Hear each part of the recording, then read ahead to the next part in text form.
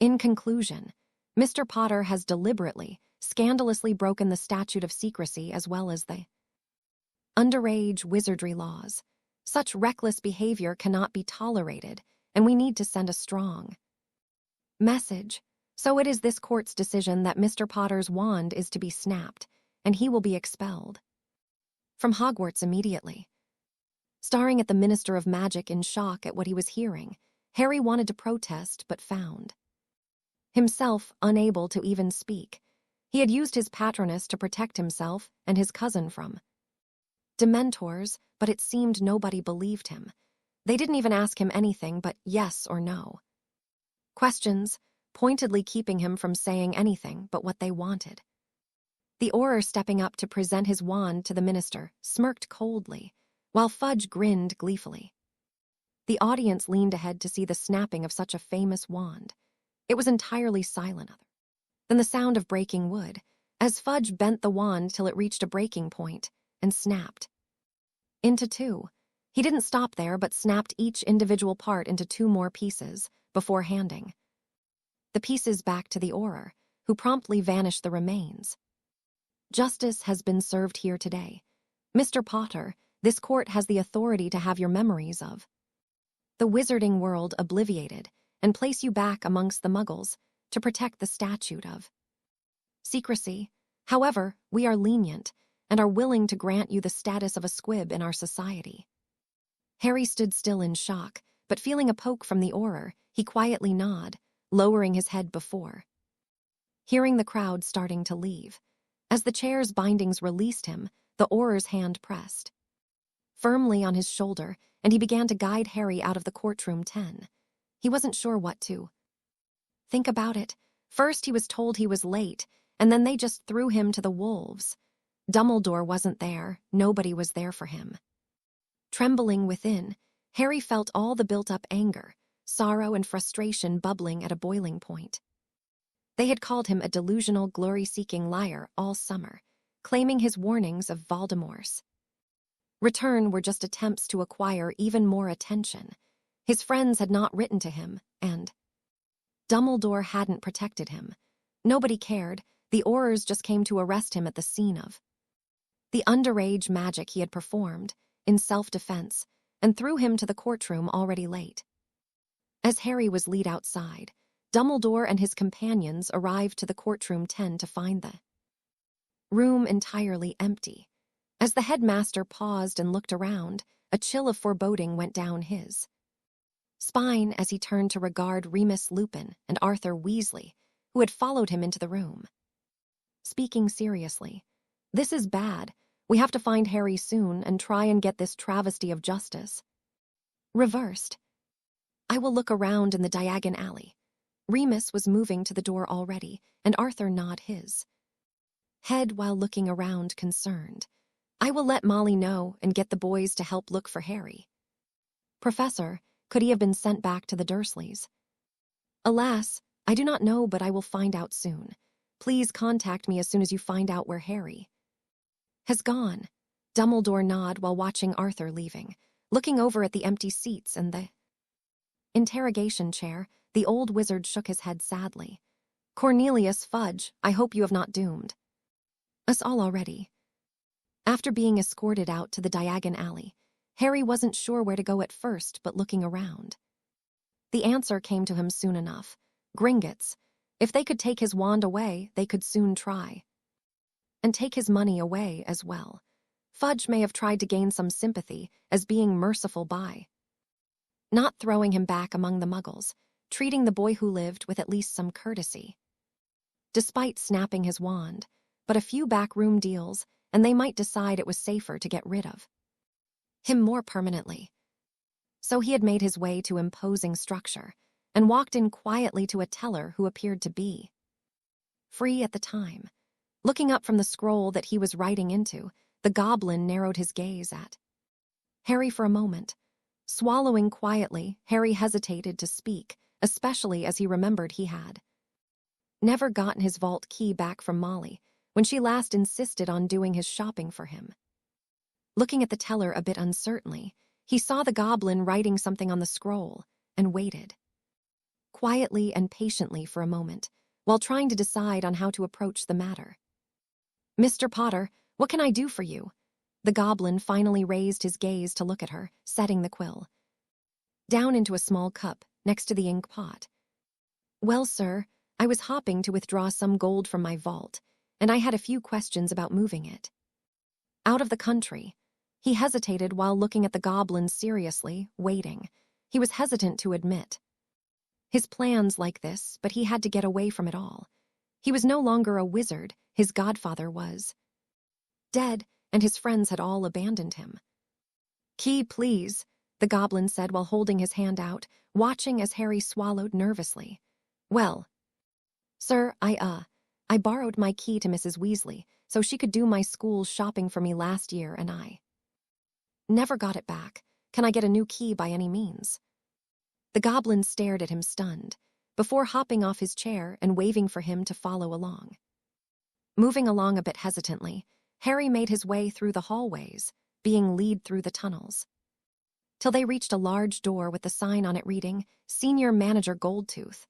As the goblin knocked on the door, there was a faint click within the door itself, before the goblin teller opened doors and gestured for Harry to walk in. Sitting behind a desk was a gray-haired old goblin man who had a book twice his own size, opened on a large desk, the goblin's sharp golden eyes rising to gaze up at the two of them as Harry and the goblin teller stepped in. "Yes, Senior Manager Goldtooth, this is Mr. Potter. He came to withdraw some gold as well as ask about moving his vaults out of the country, but he hasn't got his key. Worse, his trust vault's key has been in the possession of the Mrs. Weasley for the duration of his last school year already." Harry felt a bit confused about the look of horror on the account manager's face as the gray-haired goblin man suddenly cursed in a manner so foul it was lucky that Harry couldn't understand the goblin tongue, for the sheer vehemency of his tone said enough about just how outraged he was to learn this. Looking up at Harry, the goblin manager turned to glance back at the teller briefly. "Thank you for bringing Mr. Potter here, Granrock. I will take care of this." As the other goblin turned to leave and closed the doors behind him, the older goblin man sighed heavily and then looked at Mr. Potter. "First off, a wizard or witch should never give his key to someone who isn't part of the family. And even within a family, it is best that the family head keeps hold of the key. Now, I will make sure that your key is invalidated immediately, and then we'll see about getting you a new key. Do you have the keys for your other vaults, though?" Harry blinked in confusion and cleared his throat while speaking a bit hesitantly after hearing the latest bit of news that everyone but he seemed to be aware of. "I am sorry, but I have never had any other keys. I received my trust vault key from Hagrid when I was 11. The goblin manager seemed to be growling angrily before digging into the drawers of his desk, pulling out a form which he began to fill in a hurry, finally turning it around towards Harry and set a small needle down next to the pergament and the quill. "Sign on the line at the bottom and prick your finger for a drop of blood onto the seal. This will confirm your identity. No polyjuice can fool this method, and the wound will heal immediately after you remove the needle. You will vanish the needle afterwards." Harry signed his name on the document and pricked his finger as he was instructed to do, before digging into his pocket and pausing. I'm afraid I don't have a wand anymore. The Wizengamot just had it snapped. He feared this admission might prevent him from gaining access to his vaults, but he didn't see a way to lie about it. Saying he left his wand at home would just make him seem like an idiot, and they might already know too. "Very well, then please drop the needle into the trash can besides you." The goblin waited till Harry had done so before tapping the trash can's side with his finger, causing it to flash, and all that remained at the bottom appeared to be ashes and sterilized metal needle. "It's not as secure, but it will do," the goblin stated before checking the form over. "Now we have nullified all of your vault keys. The Potter family vault, your trust vault, and the Potter Business Vault are now being keyed to new keys that will be provided to you shortly. Now, the family. Vault and Business Vault are sealed until you reach your age of maturity, but you will be able to retrieve anything you wish from your trust vault. Now, you had questions about moving your vaults out of the country. Yes, sir, I no longer feel safe in the United Kingdoms, or at least the UK wizarding world. I want to transfer my money away so the ministry cannot suddenly take it away. They have already taken away my wand and expelled me from Hogwarts. I want to leave before they obliviate me and take my gold. There was a serious tone in his voice as he looked at Goldtooth. For a moment, the goblin seemed thoughtful before he actually grinned. Now, normally I wouldn't be able to help you with moving those vaults out of the country when you haven't gained access to them yet, but seeing as you are the sole remaining member of the Potter family, it might be possible. Your parents will have been sealed by order of the Wizengamot up until now. But we had been planning to attempt to contact you this year, once you achieved your owls and would have been able to leave Hogwarts if you had so chosen. Given that your wand has now been snapped, you are no longer bound to wait till that requirement has passed. Harry was caught by surprise, looking at Goldtooth a bit unsure what to say at first, but then clearing his throat. I didn't even know my parents had a will. By the look on the goblin's face, he had said something very shocking, and though the senior manager got his expression under control very quickly, the shock had shown clearly for a moment, and his tone had a somewhat icy quality to it as he spoke. Again, Mr. Potter, you are the sole heir to one of our most ancient and noble houses, though traditionally the inheritance would pass to you even without a will. Making certain there are no outside claims is just common sense. Your parents had a will, and they updated it shortly before they died as well, and you should have been explained at least the basics of this before you even reached Hogwarts. Frankly, this is a terrible breach of etiquette. Your magical guardian has been neglecting his duties most severely. Harry looked at the goblin manager with a chill going through him as he thought about the implication that brought up, and then decided to speak his mind.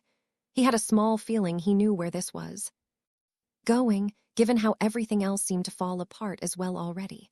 Who is my magical guardian? I thought my guardians were my muggle relatives, and Dumbledore keeps insisting I have to stay with them, and now you tell me I have a magical guardian. I didn't even know I was a wizard before I got my letter. Yes, every magical child has a magical guardian, and Albus Dumbledore has been yours since 1981. The flue at the Grimmauld place flashed green as Tonks stepped out looking around worried, and sighing as she saw Hermione and Ron rushing at her. Did you find Harry? Hermione asked. Immediately, with Ron mumbling something similar, but she wasn't entirely sure since he was eating a muffin while talking, spitting crumbs against her. Sorry, no luck here either, she asked while brushing crumbs off her robes, glaring at Ron, who took a step back, a bit embarrassed look on his face after the glare. It didn't stop him from munching on the muffin, though, just shaking his head as Hermione's shoulders sagged slightly. No, nobody's caught any signs of Harry yet. I am not surprised Potter was stupid enough to ignore the laws, and I think he deserves to face some consequences for his actions. Snape's comment earned a glare from more than one person, but he simply sneered at them while leaning against the wall, waiting annoyedly for the headmaster and the other missing members. The flue flared again as Kingsley and Mr. Weasley stepped into the room. As Hermione and Ron turned to look at them, the two of them shook their heads, looking around without even asking. The concerned, sad looks around the room told them enough.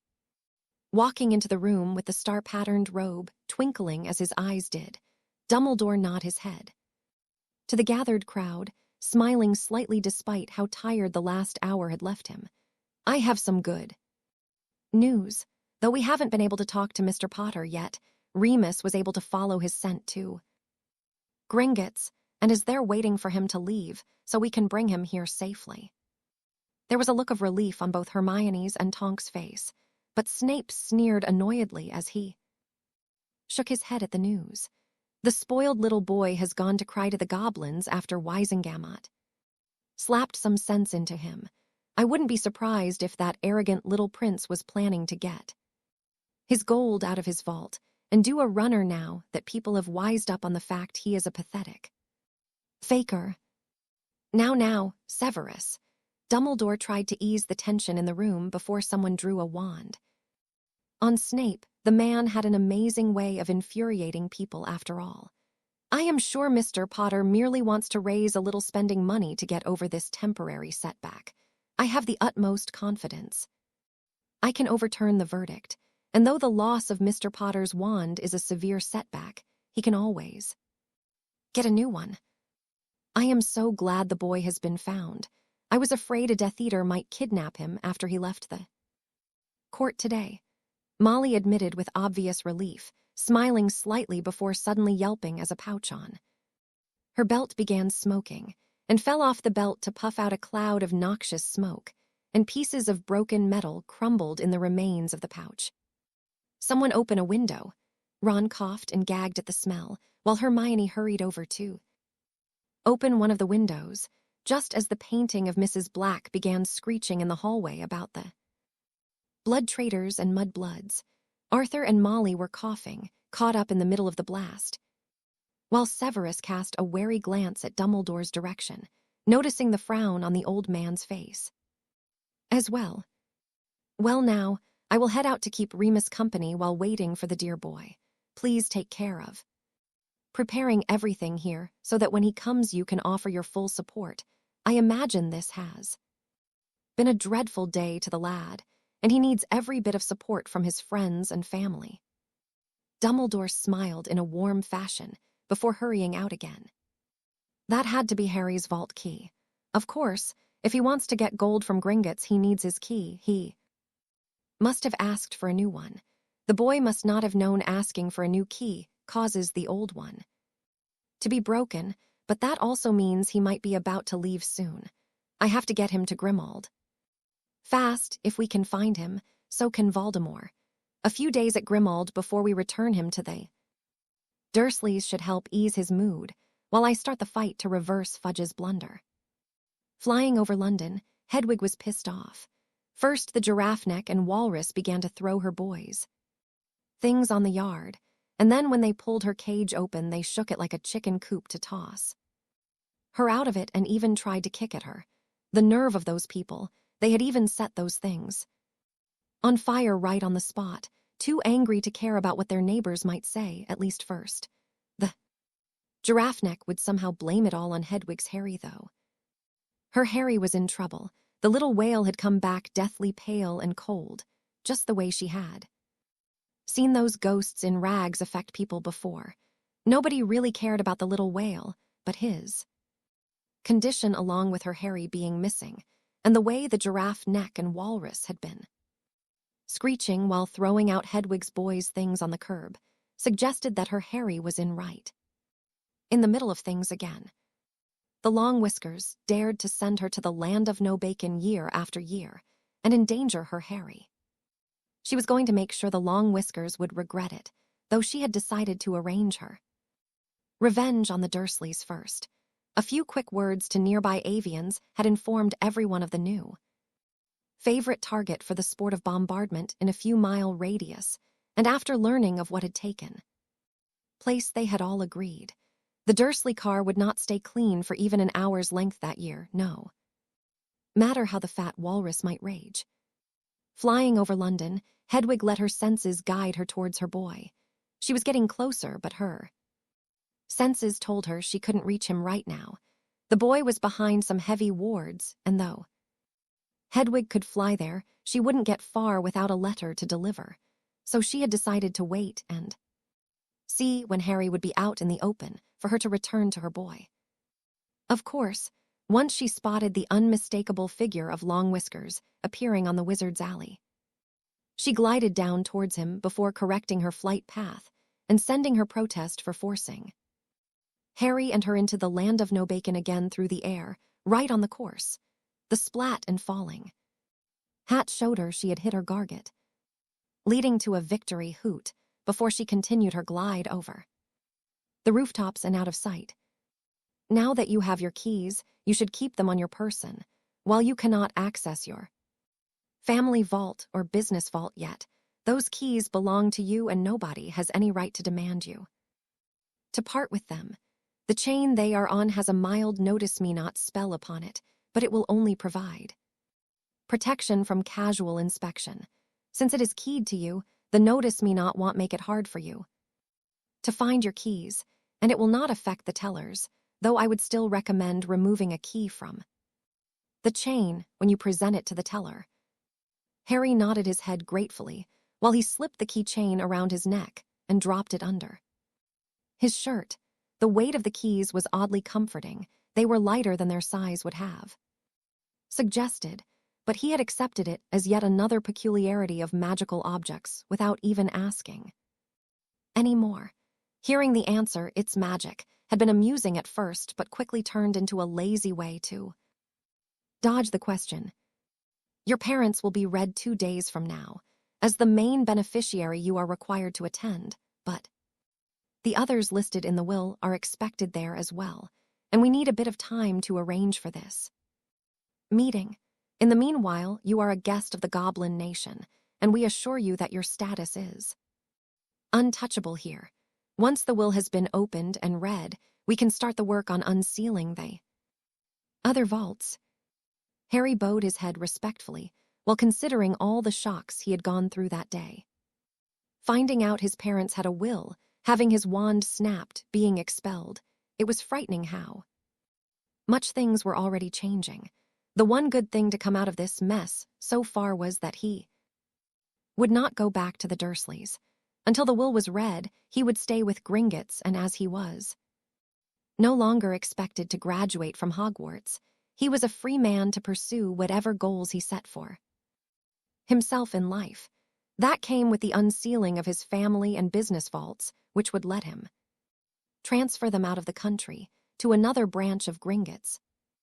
With Voldemort back, he wasn't quite sure if he would travel far away to put distance between himself and the dark wanker, not to mention his former headmaster, who he had began to suspect held less than stellar intentions for Harry and his family fortune.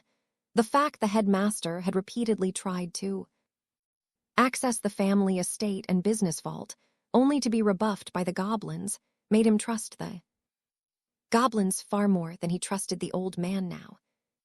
"All right, who all are expected to attend then?" Harry looked at Goldtooth a little uncertainly. He was rather sure that Dumbledore would be there and try and get him to listen to what he had to say. And Harry wasn't ready to talk with Dumbledore yet, not after the old man had thrown him back to the Dursleys after what happened to Cedric, not after finding out about his vaults and the sealed will, not after learning. He should have known all of this a long time ago already. The will came along with a list of names, some of whom are unavailable, but we expect Albus Dumbledore, Minerva McGonagall, Amelia Bones, Remus Lupin, and Augusta Longbottom. Others are named but not available are Frank and Alice Longbottom, both of whom are in St. Mungo's, and Sirius Black, who's being sought after by the Ministry. Harry didn't know what to think about the list of people. He really didn't want to see Albus Dumbledore for a while still, and while McGonagall was generally a fair but strict teacher, she put more faith in Dumbledore's words than Harry's own, and Amelia Bones was one of the people presiding over his trial at the Wizengamot earlier. He would be glad to see Remus again, but the old man had an influence over the man which might make things far more complicated, and Augusta Longbottom was a scary woman, if Neville's stories weren't exaggerated. "All right, but I don't want to talk with any of the others right now, and I would appreciate it if you could ensure that none of them can remove me from Gringotts after the will reading." Harry didn't want to go along with any of them. He silently wished Sirius was there to help him, but seeing as Dumbledore had done nothing to help Sirius get a trial, Harry could only assume Sirius was laying low for now. Amelia Bones had at least voted against finding him guilty to all charges. She had raised question about nobody being there to represent Harry's interests, earning some respect from him, but she had been silenced by Fudge and the woman in the pink cardigan. He didn't find her personally responsible for the snapping of his wand, but he wanted nothing to do with the ministry anymore. All he wanted was to get out of the abusive world that refused to believe him. When he left the Dursleys, he was blinded by how wonderful magic was and didn't pay attention to just how horrible the wizarding world could be. How could he, having spent most of his time locked up in Hogwarts under Dumbledore's watchful eyes? Of course, and given you are untouchable, they can insist all they wish, but only you will have the power to say how and with whom, if anyone, you shall take your leave after the will has been read. I imagine we could arrange for a handful of portkeys and a small room where the usual wards would be temporarily suppressed to allow you to exit without being seen. The grin on the goblin manager's face was full of amusement. He was enjoying the bit of plotting just as much as Harry was.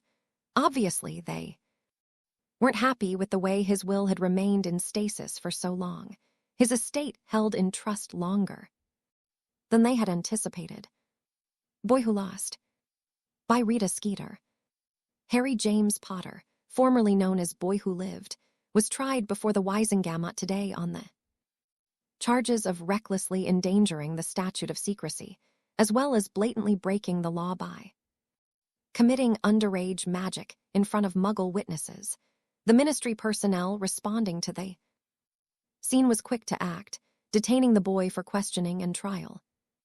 It is a travesty when a young man is willing to spread such slanderous lies about many upstanding citizens and then commit criminal acts like his latest blunder in front of witnesses, no less.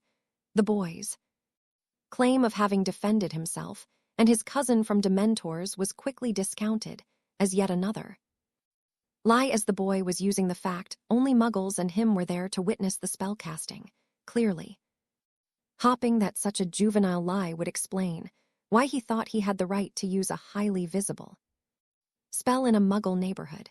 Frankly, I believe Minister Fudge is too kind for only having the boy's wand snapped.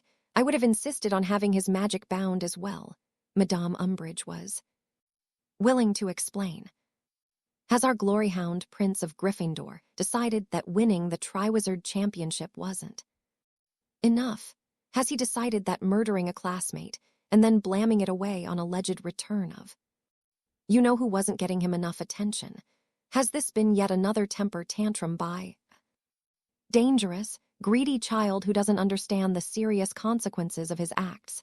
This reporter applauds the Wizengamot for taking a hard stance on this and putting an end to this downward spiral before it could hurt the wizarding world more.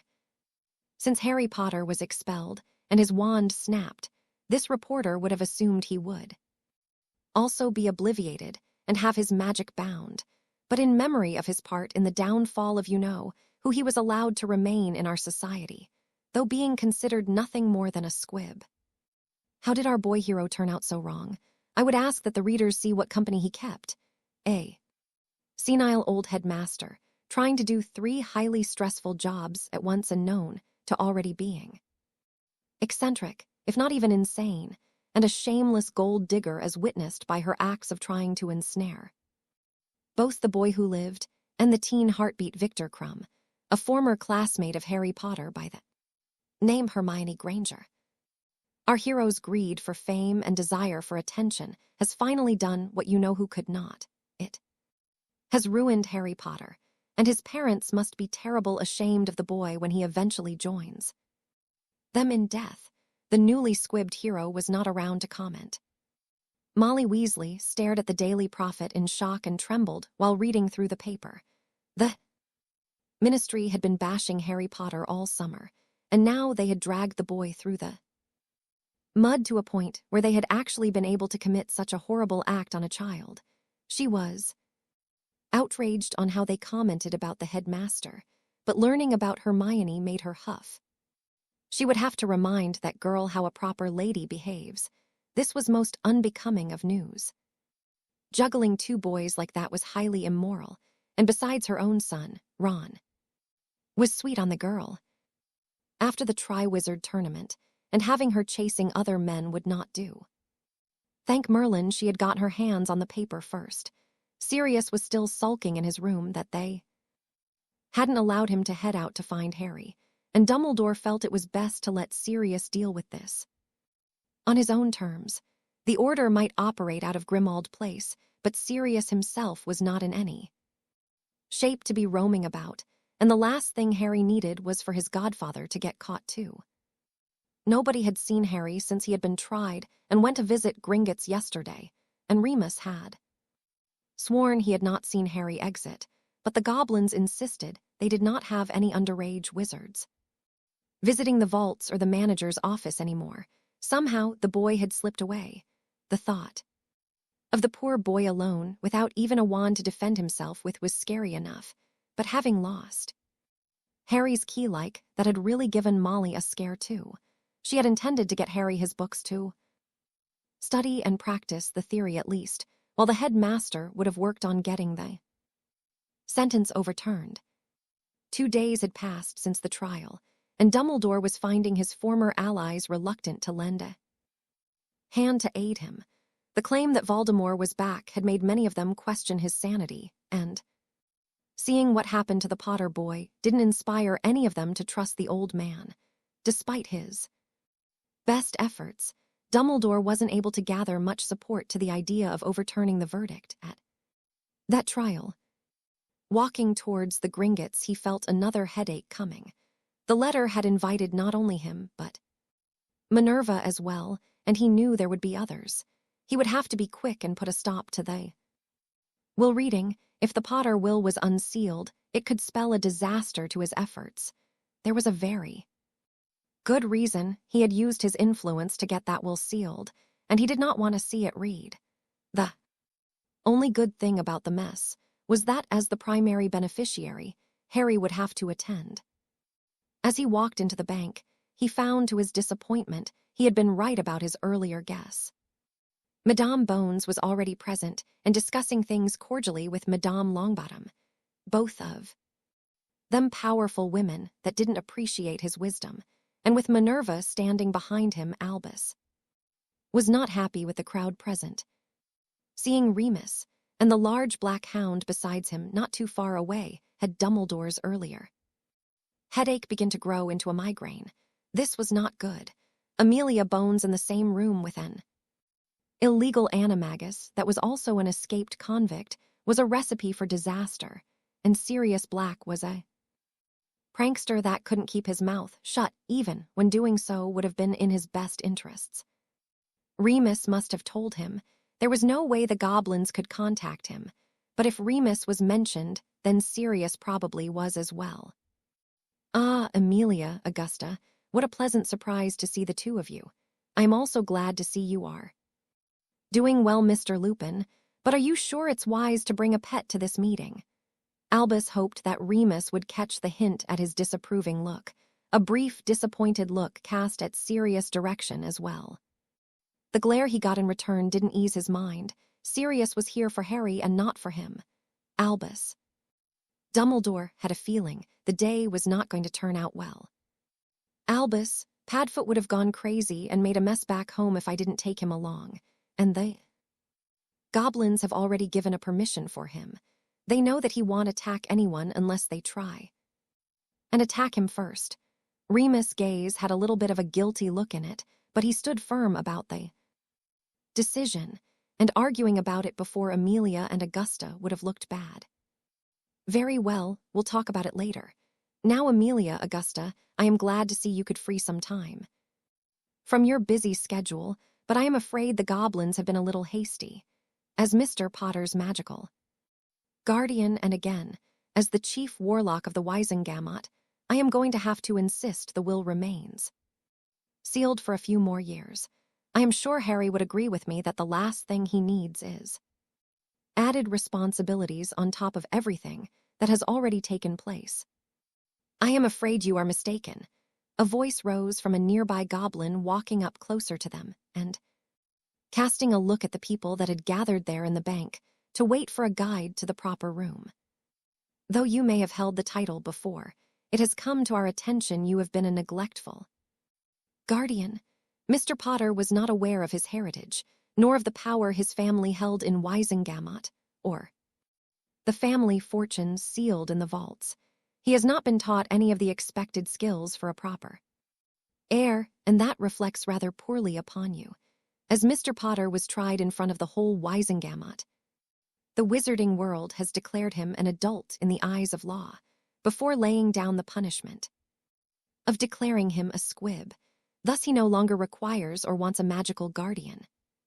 Harry Potter was already seated in a plush armchair, set aside from the others in the meeting room.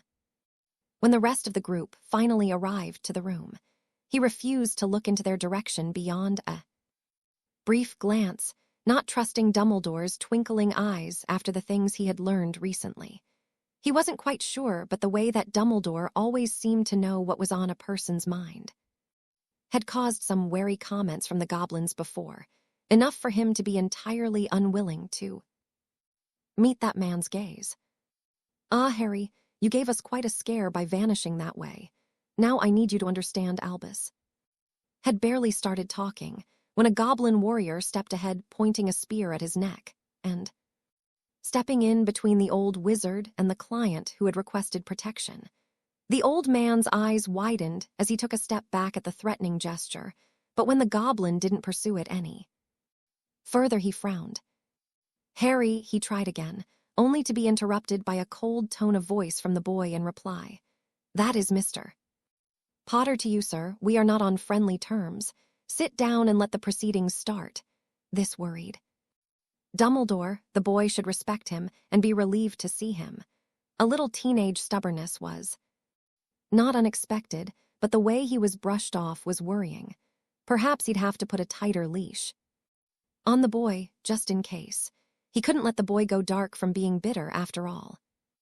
"Mr. Potter, you know your parents wouldn't want you to place yourself at additional risk. Their will was written during a war, but it was expected that you would read it in time of peace, but we both know there is little hope for that now, so I need you to ask the goblins to put the will back in stasis." "No," Harry replied bluntly and coldly, before nodding his head at the sight of Senior Manager Goldtooth stepping in with the will under his arm. Albus grimaced at seeing this, and though he wanted to approach Harry, it was obvious the goblin guards were eyeing him warily. Taking a seat, he frowned, while watching the goblin manager clear his throat and rest his hand on the seal on the will. "We are gathered here today for the reading of the Potter will, written by James and Lily Potter during August of 1981. This will was previously ordered sealed by the chief warlock of the Wizengamot and the magical guardian of the child in question, Harry James Potter. This will was held in stasis for the safety of the child in question after the necessary paperwork was provided. It was agreed upon that the child in question, Harry James Potter, would be informed of the will and provided an opportunity to peruse the contents of the will on his 11th birthday. He never came to inquire about the will, merely to withdraw money for his school expenses. This unsealing is already long overdue, and you are all called here today as witnesses, as well as beneficiaries or proxies thereof. I invoke my right as the head of the Wizengamot to seal this will until Mr. Potter is of age. The danger he has been living with is not over, and the information on the will would undermine the efforts to protect him." Speaking in a serious fashion, Albus sought to put a stop to this before it could get out of hand. The sound of a small wooden hammer hitting the table left him silenced, however. "You have no such power, and Wizengamot has decreed Mr. Potter is of age, first by having him partake in a ministry-sponsored event known as Triwizard Tournament that was marked as an event only adults could take part in. Second, he has been tried before the whole Wizengamot, which is, again, only legal with an adult witch or wizard, seeing as the Ministry and Wizengamot have recognized Mr. Potter as an adult, and he no longer has to pass his owls or newts to acquire his status as an adult. The Power to unseal or seal, the will remains solely in his hands, and he has called for this will to be read. You will remain silenced until after the proceedings, or be escorted out. Gritting his teeth together, Albus quietly sat down, though not without noticing he was getting his share of wary looks from the older women around him. Damn the boy, he was proving troublesome.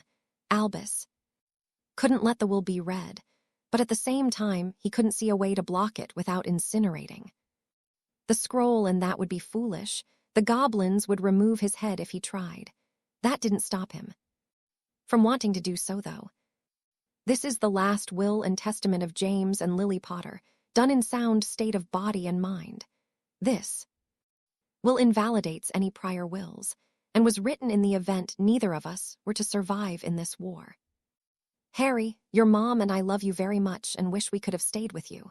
We joined the war to protect the innocent from a very evil man, and wanted to create a better world for you to grow up in. Never doubt that we loved you. Everything we have done was for you. We are sorry we are not there with you, but we are certain your godfather, Sirius Black, and your godmother, Alice Longbottom, have made sure that you grow up a healthy and bright lad ready to help guide the world to a better state. We went to hiding on the insistence of Albus Dumbledore because of a prophecy that was made about the one with the power to vanquish the Dark Lord. At that time, this prophecy pointed towards either you or your godmother's son, Neville Longbottom. Voldemort began to target both our families after learning of this, and we reluctantly left the Potter Manor, which, despite its heavy wards, was a known location and a likely target for a massive attack that could have ruined both the manor and trapped us. And you, they're just waiting to die once the ward failed. So we took Albus' advice to hide under a Fidelius charmed house in Godric's Hollow. We let everyone believe we made your godfather, Sirius Black, into our secret keeper, when in truth it was a diversion to draw attention away from the real secret keeper, Peter Pettigrew. Albus Dumbledore recommended this additional diversion for the sake of protecting us better. If you are hearing this will, either poor Peter was caught and the truth was tortured out of him, or we were caught on those rare times we would exit the house to conduct family affairs that could not be entrusted to others. We would give anything to be with you, but we knew the risks when we took part in a war. We only hope you have grown up happy and loved in a world changed for the better by the sacrifices we have had to make. Now, on to the bequests. To Sirius Black, Harry's godfather and magical guardian, we leave a sum of 1,000,000 galleons and the Marauder Journal from my family vault. You were a loyal brother and a brave man, and we are sure you will teach Harry everything he needs to know about the Potter family. We are sorry we left before you, but we will wait you on the other side. Marauders never die. To Remus Lupin, we leave you a sum of 500,000 galleons to improve your lot in life. There's no giving it back. We want you to prosper and put that brilliant mind of yours to work. You never let a problem defeat you, and though we are sorry we are not there for you, we hope that you will remembers us fondly and aid Sirius in raising Harry. We also leave you with the house in Devonshire and encourage you to find a lady to share the house with. To Edgar and Amelia Bones, we leave you with the pensive in our family vault, along with the vials of our saved memories of the many Death Eaters we unmasked during the struggles of the war, as well as of Voldemort himself. We hope these will aid in not only identifying, but convicting those criminals that would otherwise try and escape justice. We know your devotion to fairness and feel confident our trust is well placed. In addition to this, we leave you with a total of 200,000 galleons and a request that you will take in Harry should anything happen to the others. Frank and Alice Longbottom, when that terrible prophecy was made that drove Voldemort to seek for both of our families, we knew that there was a chance either of our families might not make it out alive. Through these dangerous times, we leave you with access to the Potter Manor and name you as our proxy for the Wizengamot until the time that our son Harry is of age. We also leave a sum of 500,000 galleons to help with the repairs after the war. We know your family might not need it, but consider it our gift and a token of our appreciation for your loyalty through the hard times we have endured together. To Minerva McGonagall, you were always my favorite teacher and had a wicked sense of humor despite that serious air you put up. Made you smirk just the tiniest bit, I bet. Well, in all fairness, I hope you will be able to teach Harry even half of the love of transfiguration that I had. And while I'll love my son no matter what house he ends up in when he comes to Hogwarts, I hope you will watch after him. I leave to you my collection of advanced research notes in transfiguration, a sum of 200,000 galleons, and our holiday house in Edinburgh. We leave all the rest of our earthly belongings to our son, Harry James Potter, with access to his trust vault granted on his 11th birthday to pay for his schooling, limited access to the family vault after acquiring his owls, and unlimited access to both family and business vaults after achieving his newts. And coming of age, achieving his owls and newts are by no means a requirement we hold for him.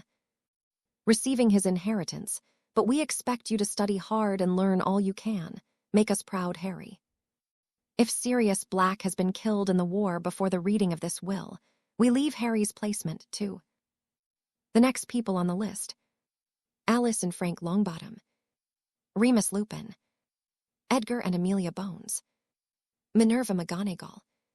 If the unthinkable has happened, and all these good people are dead, we ask that Harry is placed in a light-aligned wizarding family with no known sympathies towards the Dark Lord's cause. Under no circumstances is Harry to go to Lily's relatives, the Dursleys. They are known to hate magic and even attempted to kill Lily Potter Nee Evans during the summer of her 6th year. Signed and verified by James Potter, Lily Potter Nee Evans. Witnessed by Albus Dumbledore. There was a stunned silence in the room for a moment as the news came out. Sirius Black being innocent, the prophecy about the fall of the Dark Lord, and Albus Dumbledore's name as a witness, rather than as the named guardian. Amelia looked thoughtful on the mention of the pensive and memories, whereas Augusta Longbottom was openly dapping a handkerchief in the corner of her eyes to wipe out the tears of the thoughts about Neville's parents. Given that Harry has been recognized as an adult and no longer has a wand to achieve owls and newts with, we at Gringotts have interpreted this as a valid reason to unseal the Potter vaults for Mr. Potter. We shall move the bequests to your personal vaults before the end of the day. Thank you for attending. This meeting is over. As the hammer hit the table again, Harry rose to his feet to walk towards the door in the back, only to be interrupted by the headmaster's hand on his shoulder. Harry, I am most disappointed in you. Come along, we'll see if we can clear this. With a quick slap, Harry brushed the old man's hand off his shoulder and continued on his way, just as Albus and Amelia called after him, as did Moony and Padfoot. The barking was the one thing that made Harry want to stop for a moment and listen, but he didn't want to be anywhere near the old man right now. It was time to go. As Albus tried to follow Harry into the tunnels beyond the other door, a pair of goblin spears were crossed before his face, the goblin guards refusing to let him or any of his companions pass. As the large hound seemed to be eyeing the space open between the spears closer to the floor, the door swung back to close, and the sound of lock turning was evident to all of those people in the room. The preparations are complete. I have your portkey ready and waiting, and the letter you have written will be sent after you activate the portkey. Goldtooth smirked slightly while holding up the metal rod, with Harry's name on it. Nodding and taking up the rod before casting a look at Goldtooth, Harry bowed his head slightly to the goblin. Thank you for everything you have done for me. You have certainly earned the full bonus and a little extra. Smiling before squeezing on the portkey, Harry drew a deep breath and whispered, "Freedom." With a yanking sensation behind his navel, the boy who lived was gone, no longer in Britain and no longer within Dumbledore's reach. His vaults may have been unsealed, but before the news would reach the Ministry, they would already be out of the country. While Goldtooth didn't like losing control over that large fortune, he had received a large bonus for taking care of the transfer and all the other preparations that his client had requested, and combined with the potential for more profit to be made. Later, it had been enough to sway him to help the young man more than he normally might have. Amelia Bones gasped and panted shakily after lifting her head up from the pensive she had been checking. The memory was as sharp as the day it had been stored, the protection runes in the glass tubes making sure the evidence would not be blurred by age or become lost. There it was, the undeniable proof that you cannot take the dark mark unless you are willing, and furthermore that the imperious defense was a load of horse manure. Unfortunately, the Minister Fudge had signed so many pardons that even with the new evidence it was too late to nail many of those bastards, but she identified many people previously hidden, and now that she had the proof she needed, she could start with the preparations. Mad-Eye Moody had sought to declare martial law during Voldemort's first reign of terror. With the evidence here, she could push for it. And if anyone but Fudge sat on the minister's seat, it would happen. Soon the Death Eaters would be the one running, when Aurors had received a blanket permission to use any spells necessary to take down the terrorist threat. There would be no stunners, there would be no mercy. The Death Eaters would be considered little more than child-wrapping racist scum trying to pretend to be better than everyone. Lily had the right idea. Dead Death Eaters don't buy their pardon and return, and if you just burnt the Death Eaters to ashes after confirming their identity, you could claim you did not know who was behind the mask, but they perished in flames during the fight. It was little more than vigilante justice, but Amelia knew that Bloody Lily had it right, and the only way they would survive would be to cut the cancer amongst them out of the body before it killed every last one of them. I can't believe it, Remus. Dumbledore could have opened that will at any time and proven I am innocent, and it even says Harry must not go to the Dursleys. Bloody hell, this is confusing, but I don't think I can follow that man anymore. Remus, you and I are all that is left of the Marauders, and I need you by my side to teach Harry about his parents. It's about time I take up my responsibilities. I can't fail our cub anymore. Sirius' proclamation was met with a heavy sigh from Remus. The thoughtful man had idolized Dumbledore for all he had done for Remus in the past, protecting him when he was a student and again when he was a professor at Hogwarts, giving him opportunities no other werewolf would have. He wanted to believe in Dumbledore, but the evidence was rather damning, and insisting on just wanting to keep Harry safe was not enough to overlook the many failings of Albus Dumbledore. I am shocked about the things I have learned here today, but I cannot explain it any other way. I think Lily would be mad as hell to see us now. You're right, Sirius. We have to find our cub and make sure he is safe. No matter what Dumbledore says, the Dursleys are not safe, and I get a feeling they never were. Even Dumbledore must have known that. He was a witness to their will after all. I never knew that they actually tried to kill Lily. Sirius shook his head and frowned. I just know James was pissed off as hell that summer, and that Lily came to live with him for a short period of time. I think it might have been what drove Severus to calling her a mudblood, thinking that they were sleeping with one another. He frowned slightly at the thought of that, though Remus nodded his head slightly in turn. He was always trying to perv on her. Underwear? Sirius smirked slightly at that. Now as for Miss Bones, though, there's a woman whose bra I wouldn't have minded stealing. Good thing I didn't, though. I believe she might be the only one that would arrange poor old Padfoot a chance in court after this. I doubt anyone that didn't attend will still listen to a word that is said about my innocence. Perhaps we should do what James and Lily did. Pensive memories. Remus' smirk was met by a similar one on Sirius' face. Lily had the right idea, and the two of them could add to the mess the Ministry would soon have in its hands. by throwing more eggs at the politicians' faces in the way of revealing more evidence of their failings. As Albus Dumbledore walked out of the flue at the Grimmauld place, he looked around for any signs of Remus and Sirius, but seeing neither turned his attention to the two children rushing over to him. Ron and Hermione had been at the Grimmauld place for a while, both to protect them from the possibility of Voldemort trying to get to Harry through them, and to make sure they obeyed his orders to not owl to Harry during the summer. "Headmaster, did you find Harry?" Hermione's worried expression was so genuine that it warmed Albus. Dumbledore's heart to know the young witch cared so much about her friend. If only things weren't as bad as they had turned out to be. Harry must be going dark, he told himself sadly. Nothing else would explain the way the boy just brushed him aside. Amelia and Augusta had left quickly, and Minerva had threatened to turn him deaf with a rather verbal smackdown of, "Told you those people were the worst sort of muggles," that hadn't helped him. "Yes, I was able to see Harry at the will reading. Unfortunately, Miss Granger, Harry was not happy to see me. I believe he is upset that I wasn't there to protect him at his trial. I hope to explain they had changed the time and place of the trial without informing me, causing me the delay that led to this horrible situation, but he wasn't keen on listening to me right now.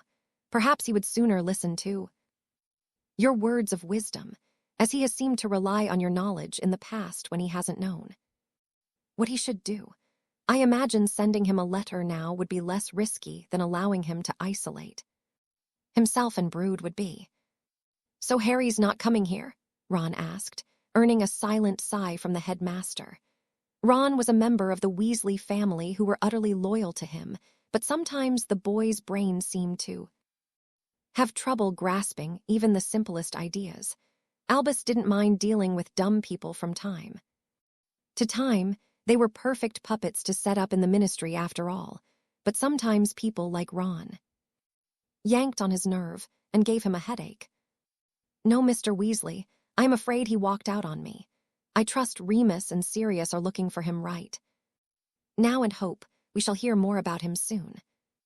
There was a flare of green flames in the flue again as Severus walked into the room, looking shaken up and clutching his arm in pain, making his way to an armchair to slump down in, gesturing at a bottle of whiskey on a top shelf nearby to uncork and take a quick gulp of, flames flowing over his lips. Afterwards, Albus wanted to reprimand the man for drinking before children, but he obviously needed some painkillers, and the potions might make him too sleepy to report. "Severus, has something happened?" he asked in his grandfatherly manner, looking at his spy with concern. This day was turning out to be the sort when it didn't pay to get out of bed. "The Dark Lord isn't happy," and he expressed himself by throwing crucios around like a madman. He was perfectly happy laying low and recruiting before announcing his return before he read the news about the Potter brat. I thought he would be happy, but he started to rant and rave about it. Apparently, he wants a rematch with Potter after the incident in the graveyard, and took the news of the boy being expelled as a personal insult. He's like a child who got denied his candy. The tremor running through the man was obvious as his shaky hand tilted his glass back again, and he sipped on the fire whiskey slowly to ease his discomfort. He is accelerating some of his plans and plans to retrieve his most loyal followers soon. "Azkaban. The Dark Lord is going to Azkaban." Severus could only nod to Dumbledore in reply, earning a thoughtful look from the old man. Knowing where the Dark Lord planned to strike would work in his favor, but it came at a bad time. He needed Harry at Grimmauld Place or at the Dursleys, and he couldn't be chasing after Harry and watching out for Voldemort at the same time. Did he mention when he planned to attack? "No, but I doubt it will happen before August. He hasn't got enough Death Eaters at his side yet, and has been preparing to meet with some possible allies later in July. I imagine he wants to be ready before making his move." Albus nodded his head grimly. Things were gearing up for a new war, and losing Harry was a tremendous blow to his plans. Harry wasn't allowed to go dark, seeing Cedric's murder and then being treated like this. Harry wasn't probably feeling too generous towards the wizarding public right now, and Voldemort would take advantage of any chinks in the boy's armor. Perhaps he should get Snape to teach the boy some occlumency this year. Yes, that definitely sounded like a plan worth thinking about. Go rest, Severus. You need your strength later. Thank you for bringing me these news, my boy. Snape sneered but slowly got up, nodding his head. Of course, Headmaster. Without a word more, he left the room to get some rest. He was too tired to flew back to Hogwarts and walk to his quarters. When there was a guest room available in this house, even if Black owned it, his aunt mocked Sirius enough to amuse Snape and make him feel more at home. Hermione and Ron had left the room around the time Severus had slumped on the seat, not wanting to deal with the potions professor and his hateful attitude towards the Gryffindors. The fact that Molly was in the next room, yelling for some help cleaning up the library at the time didn't really matter too much.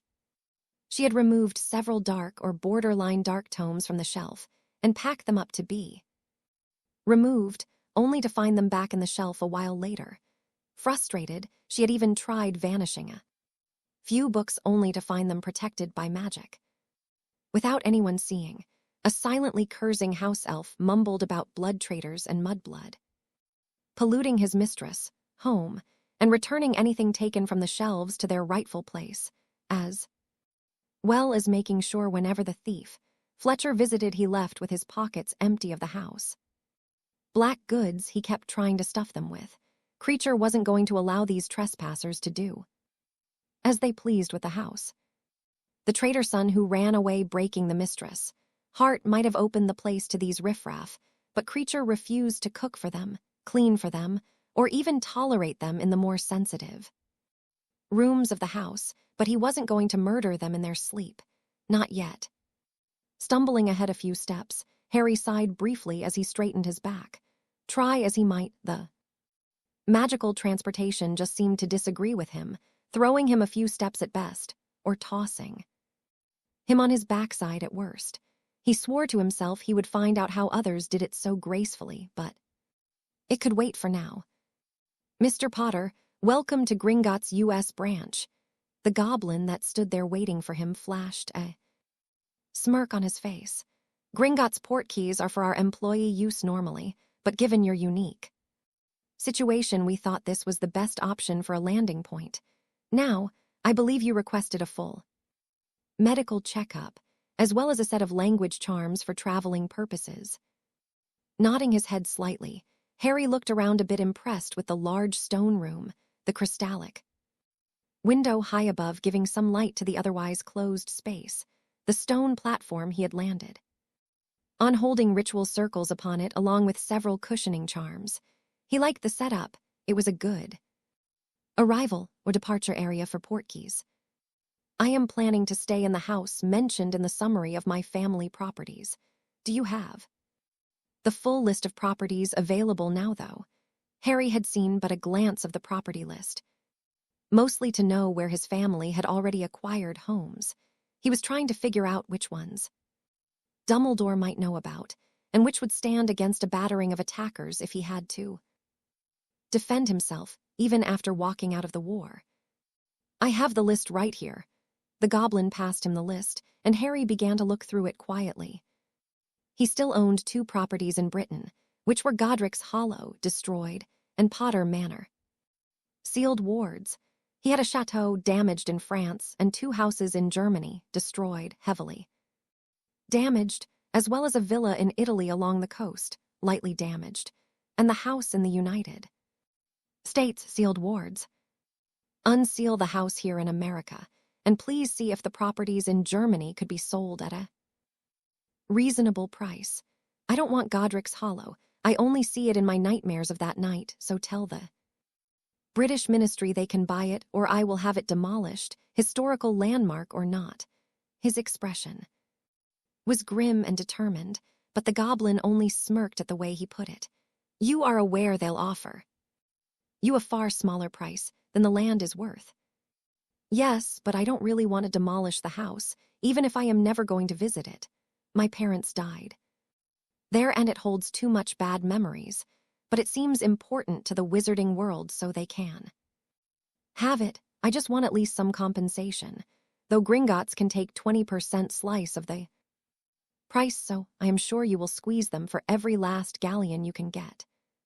The grin on the goblin's face was a little disturbing, but Harry knew they would do their best under such terms to make the most amount of profit they could, bleeding the wizarding world harshly to keep that property intact.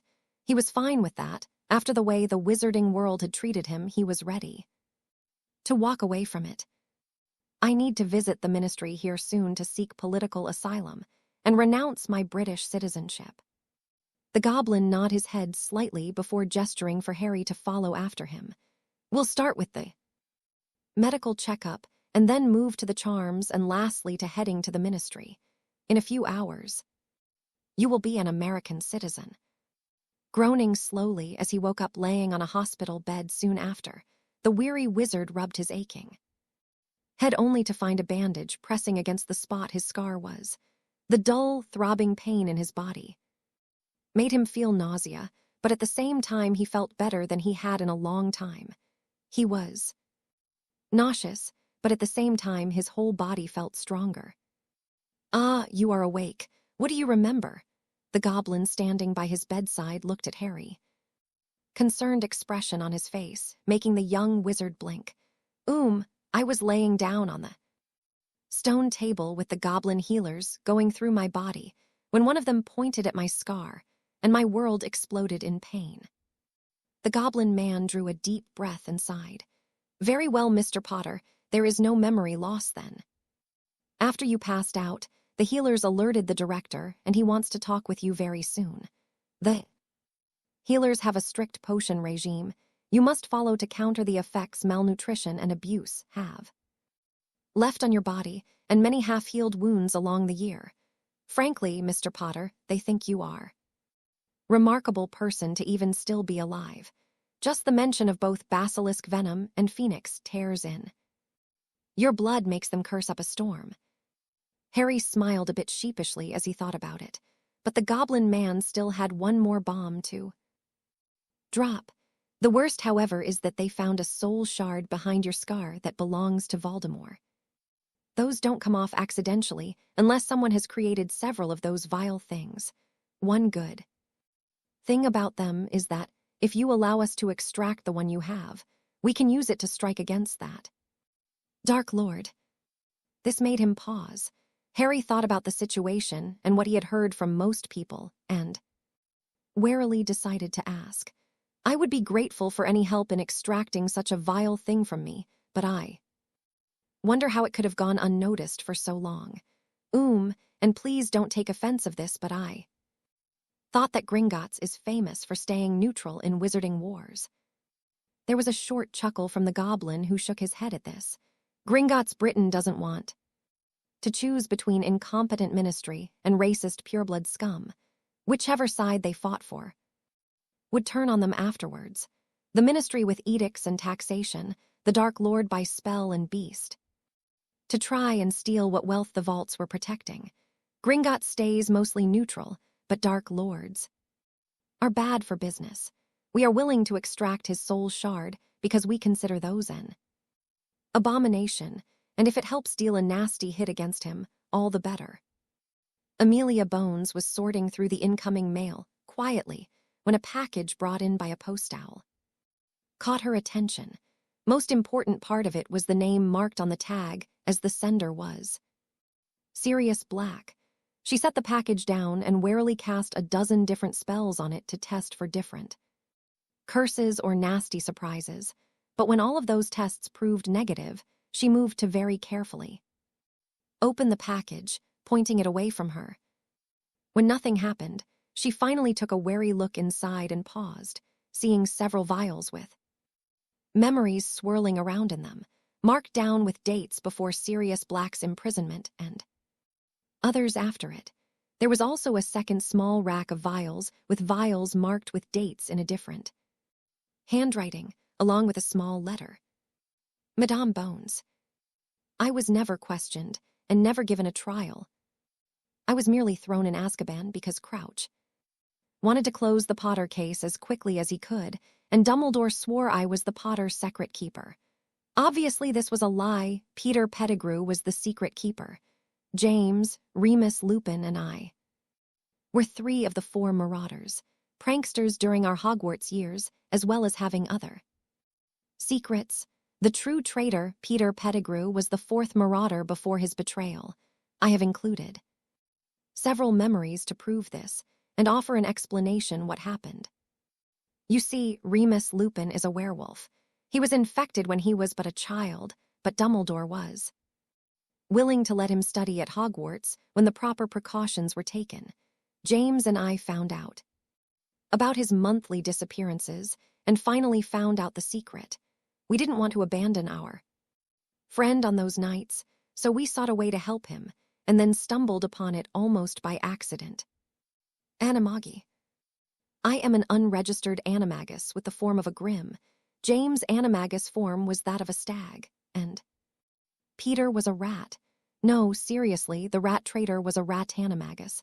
I think it should have been obvious back then, since the animal does represent our inner nature, but we all thought it was because he liked to sneak into girls' locker room under James' invisibility cloak to peek at girls.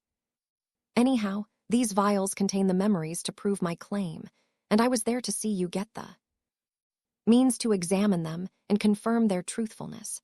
The Potter Pensive has the lawyers' enchantments upon it after all. All I am asking is that you give me the benefit of the doubt and question me under Veritaserum to confirm my story. I just want to have the truth come out. Sirius Black. Witnessed by Remus Lupin. The news combined with the vials shook her to the core. Dumbledore had sealed the will and let the boy's godfather go to prison without a trial, while his godmother came out of hiding before all the Death Eaters could be rounded up and ended up in St. Mungo's permanent resident ward due to that. Something was rotten about this. There was no question there, and it seemed to cling to Dumbledore as the central figure. Seeing is believing, though, she muttered to herself, moving to the pensive set into an alcove of her room, and with a quick charm on her office door to lock and alert her if someone tried to come in, she dove her head into the first memory.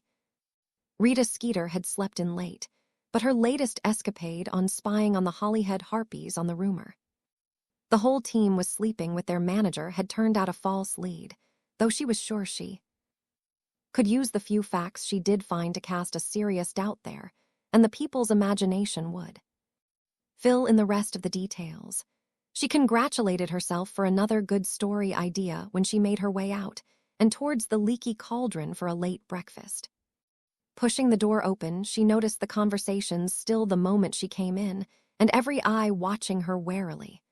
She was used to wary glances, but these were openly hostile, and she felt a nasty chill down her spine when she heard the first comments being muttered her way.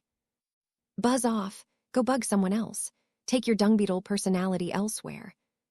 She cast a narrow glance at the front page of the Quibbler on the table and turned pale, swearing silently.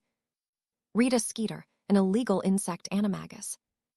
The fact there was an image of Hermione Granger yanking her out of her hair, and another of her animagus form returning to her own after being released from a jar by Harry Potter and Hermione. Granger was evidence enough for most people, but she noticed several smaller section titles exposing more and more of her dirty deeds. Why hasn't anyone arrested her yet? Perhaps we should teach her what we think about quick quote. Quills, yeah, a good lynching would stop her lies. She panicked and turned to flee only to see another customer in the doorway, blocking it and glaring at Rita's way. In a panic at the wands pointed her way too, she made the last mistake. She transformed and tried to fly away, proving to everyone what she really was. The flash of spells flying her way would have just stunned a regular person, but a creature as small as a beetle was thrown by force against the roof and battered into a bloody patch against the roof, killing her in her bug-sized form. It was unintentional, but in the end, nobody felt bad about crushing her like a bug. Too many people had felt her poison pen's touch or watched someone they knew crumble because of the woman's writing. Even when the Aurors arrived to investigate the spellfire, nobody was arrested, but the remains of the illegal animagus were quietly scraped along to be checked. The only crumbling coming out of the mess was that she got off too easy. When the Daily Prophet arrived a few hours late, the front page once more captured the wizarding world's attention. All across the nation, people snatched their copy up and went through the article in a hurry. An open letter to the editor by Harry Potter got their attention, especially as despite the many accusations, very few had heard what the boy had to say for himself. Harry Potter's last message to the British wizarding world. When I learned I was a wizard on my 11th birthday, it was the happiest day of my life. I was brought up by abusive guardians who told me repeatedly my drunk parents killed themselves in a car crash, leaving me in their care, and that I was lucky they were willing to take me in. They treated me worse than a house elf, and my room in the house was a cupboard under the stairs. No, they were muggles. And there were no expansion charms. It was an actual cupboard under the stairs. My parents' will said I was not to go there, but Albus Dumbledore sealed that will because it would expose that Sirius Black was my godfather and not our family's secret keeper, and then I wouldn't grow up ignorant of all magic until it was time for me to come to Hogwarts, where the old manipulative bastard could try and shape me up for another follower. Since my return, I have thrown from one test to another, the Philosopher's Stone hidden in the school, to draw Voldemort's shade there, possessing one of our professors in the first year, the opening of the Chamber of Secret in the second year, and a cursed diary left behind by an accused Death Eater to try and continue the destruction Voldemort and Grindwalda started, and third year with my godfathers. Escape and confrontation with the real traitor, Peter Pettigrew. When I was thrown into the Triwizard Tournament, I saw a pattern. Tests after tests, another attempt at my life. Albus Dumbledore and the others even agreed if I didn't put my name to the goblet then. Someone was trying to get me killed. By the rules, I had 5-hour window to refuse to enter the tournament at all because I was not of age, but they overruled that, making me compete as an adult. In the end, they found out who set the trap, but this cost a fine young man his life when Cedric Diggory became the first victim of Voldemort's return. The ministry would claim I am an insane, glory-seeking child who is delusional.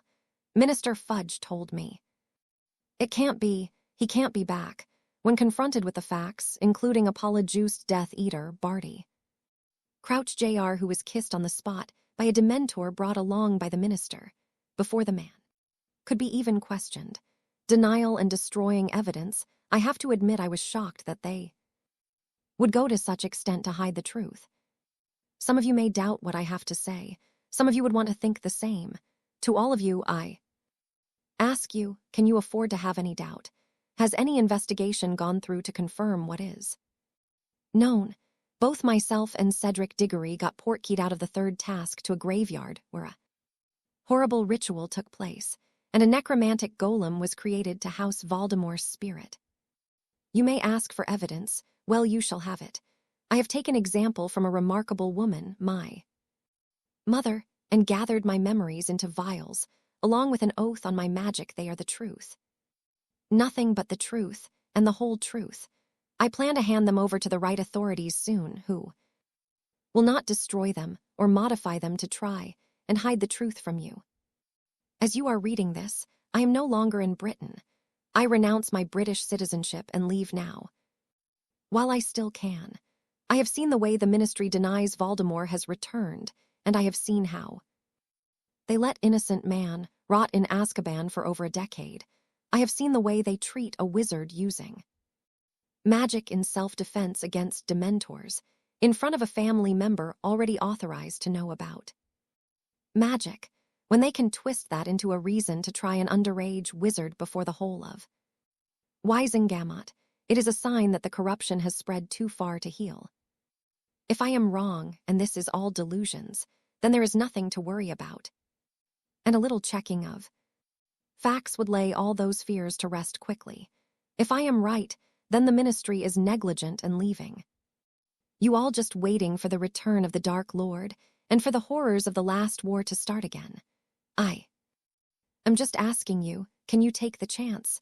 I am leaving Britain behind me and welcome the half-blood Tom Marvolo Riddle to have the cowards and sheep. Tom Marvolo Riddle, or as your anagram says, I am Lord Voldemort. Congratulations. The ministry has driven me away. They best start hopping. For another baby with a miraculous power appears, because this boy has decided they are not worth saving. I urge my true friends to leave Britain and take care of themselves. They will find a way to reach me later, and I will do what I can to help them. Until then, make sure to duck when you see a green light coming your way. With all the respect you deserve, none. Harry James Potter. Hermione sobbed quietly in her bed at the Grimmauld place, thinking of her options. She had trusted Ginny when she said she knew people that could get the news out, and she had even met the interesting man, Xenophilius Lovegood, a name that made her silently giggle a bit the first time she heard it, but the eccentric man had a magazine known for its interesting, if eccentric articles, and a pensive as well as a wizard camera he could use together to take snapshots from her memories, and a first page was quickly done. Getting her revenge on Rita, she had offered to pay for a few copies to be placed at Leaky Cauldron, but Zeno had declined and told her that any friends of her daughter Luna were welcome to a copy or two. She had thought she could help Harry by exposing that horrible hag for what she was, but Harry had already left, and unlike the headmaster kept insisting, she didn't see a way for Harry to return. He had left, and he urged her to leave as well. Ron and the rest of the Weasleys wouldn't abandon Britain, but Hermione was sniffing as she thought about the way things were and silently felt her stomach clenching at the mountain of bad things that lay in wait. Harry was her true friend. Ron kept infuriating her, and even after they became a golden trio, he managed to belittle her, like during the night of the Triwizard Ball.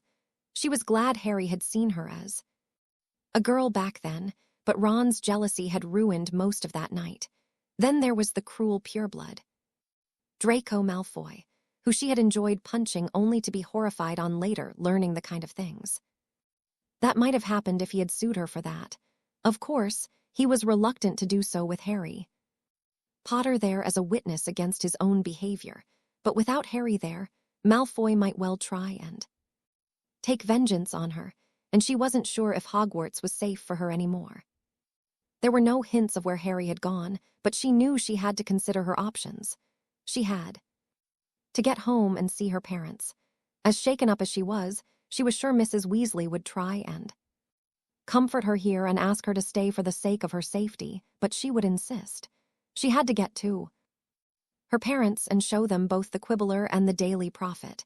It was time to come clean. She might have to leave the wizarding world behind forever, but staying alive was more important right now. If Harry could help her, she would follow him out of the country, but for now she'd have to try and convince her parents to leave at least as far as France, and if that wasn't far enough, they might have to consider moving to Australia. Her mother had mentioned wanting to see the great outback sometimes, and this might be a good opportunity.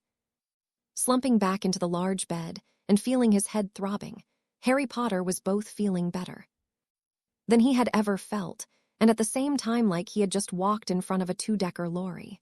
His body was protesting, and he was magically exhausted, but at the same time he felt like the earlier limitations had vanished.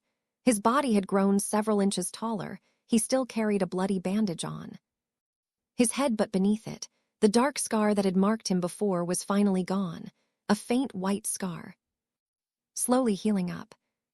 He had expected a small house somewhere in the countryside, but apparently the Potter who came to the United States was a businessman through and through, and had made sure to build his fortune in both Muggle and magical world, and had wanted to live somewhere that both could reach him.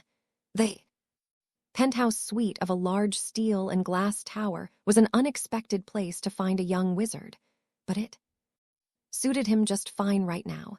He could set up a proper wizarding home sometime if he wanted. He certainly wasn't a poor man by any means.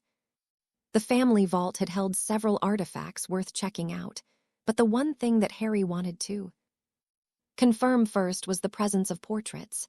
His grandparents' portraits were there, and more importantly, so were his parents. They had not been activated yet. Even in death, the portraits had remained at rest till the will was opened, but he had requested them to be brought up to the penthouse suite the following day. He was too exhausted for a tearful reunion that day, not to mention the time zone difference was hitting him like a ton of bricks. 2% share of Microsoft. Doesn't sound like much, but it's putting a ton of money to the Potter business vault. I guess I owe a lot to the granduncle Richard for having invested wisely. He let out a long sigh again while trying to snuggle into the sheets and let it all go and sleep. The goblins had reassured him that with the scar gone, he should have a lot more pleasant dreams without the dark influence of the soul shard trying to exhaust him, and with the potion regime his body and mind should start to heal, though they wanted him to visit from time to time and see a mind healer if he wasn't getting better soon. They might see him as an important client and seek to aid him to retrieve sizable fees from his account, but they were fairly open and honest about that, and they did offer good advice too. Harry didn't see anything bad about that. He was pretty grateful for the goblins that had managed his now deceased relatives' accounts and investments. The money had been pouring in, perhaps not as fast as some Muggle investors were making, but given the sum of money already in those accounts, and the profits generated, he was well off anyway. In the wizarding world, the Malfoys were a powerhouse in terms of gold, though their fortune paled to the fortunes of houses like the Potters and the Blacks. But outside of the wizarding world, Harry was fairly sure the investments of his ancestors passed what he could have gotten from just wizarding business. He had smiled on finding Weasley's Wizarding Wheezes 25% share in his files too. They were just starting up, but had Harry marked as a silent partner. He had immediately ordered a release of additional funds to the twins' new business vault to help them get on their feet, along with a small note to take good care of their business and protect themselves from Voldemort. Yawning again, as the fatigue was building on him, he heard the hooting on the balcony and cast a look. There, Hedwig was sitting on the metal railing, watching him quietly. Harry smiled and got up just long enough to let Hedwig in, and then returning to the bed, watching Hedwig settle to rest on the headboard of his bed. Finding her outside of Gringotts, he had asked for the goblins to take care of getting Hedwig safely out of Britain as he had left, but she didn't seem to enjoy waiting around in the goblin vaults and had been out exploring her new surroundings for a while. "Good night, Hedwig," Harry sighed while pulling the sheets up over her.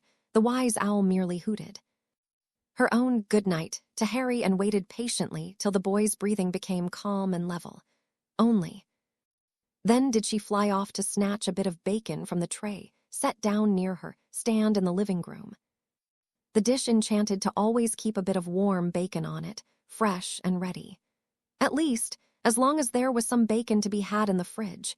It didn't just conjure it out of thin air, merely transported and warmed it up, while keeping the scent faint enough that it pleased Hedwig without sticking to the surroundings. Things were looking much better, the white owl thought to herself, out of the land of no bacon, away from the long whiskers, and her boy was sleeping peacefully without screams and nightmares threatening him anymore. She felt relieved her little owlet was getting better, but she had no intention to let anyone sneak up on the boy. She could feel the wards around this place, but she wasn't planning on resting soon. She was going to take a watch over the next few days against any threats that might try and pursue her boy. The portkey ring around one of her legs was there to help her always return Home in a hurry, too. Though it had taken a bit of work to get the boy to understand, and for him to persuade the goblins next, having it set to go on only a certain pitch and length of a hoot, rather than a more common word, was an interesting challenge to them, though.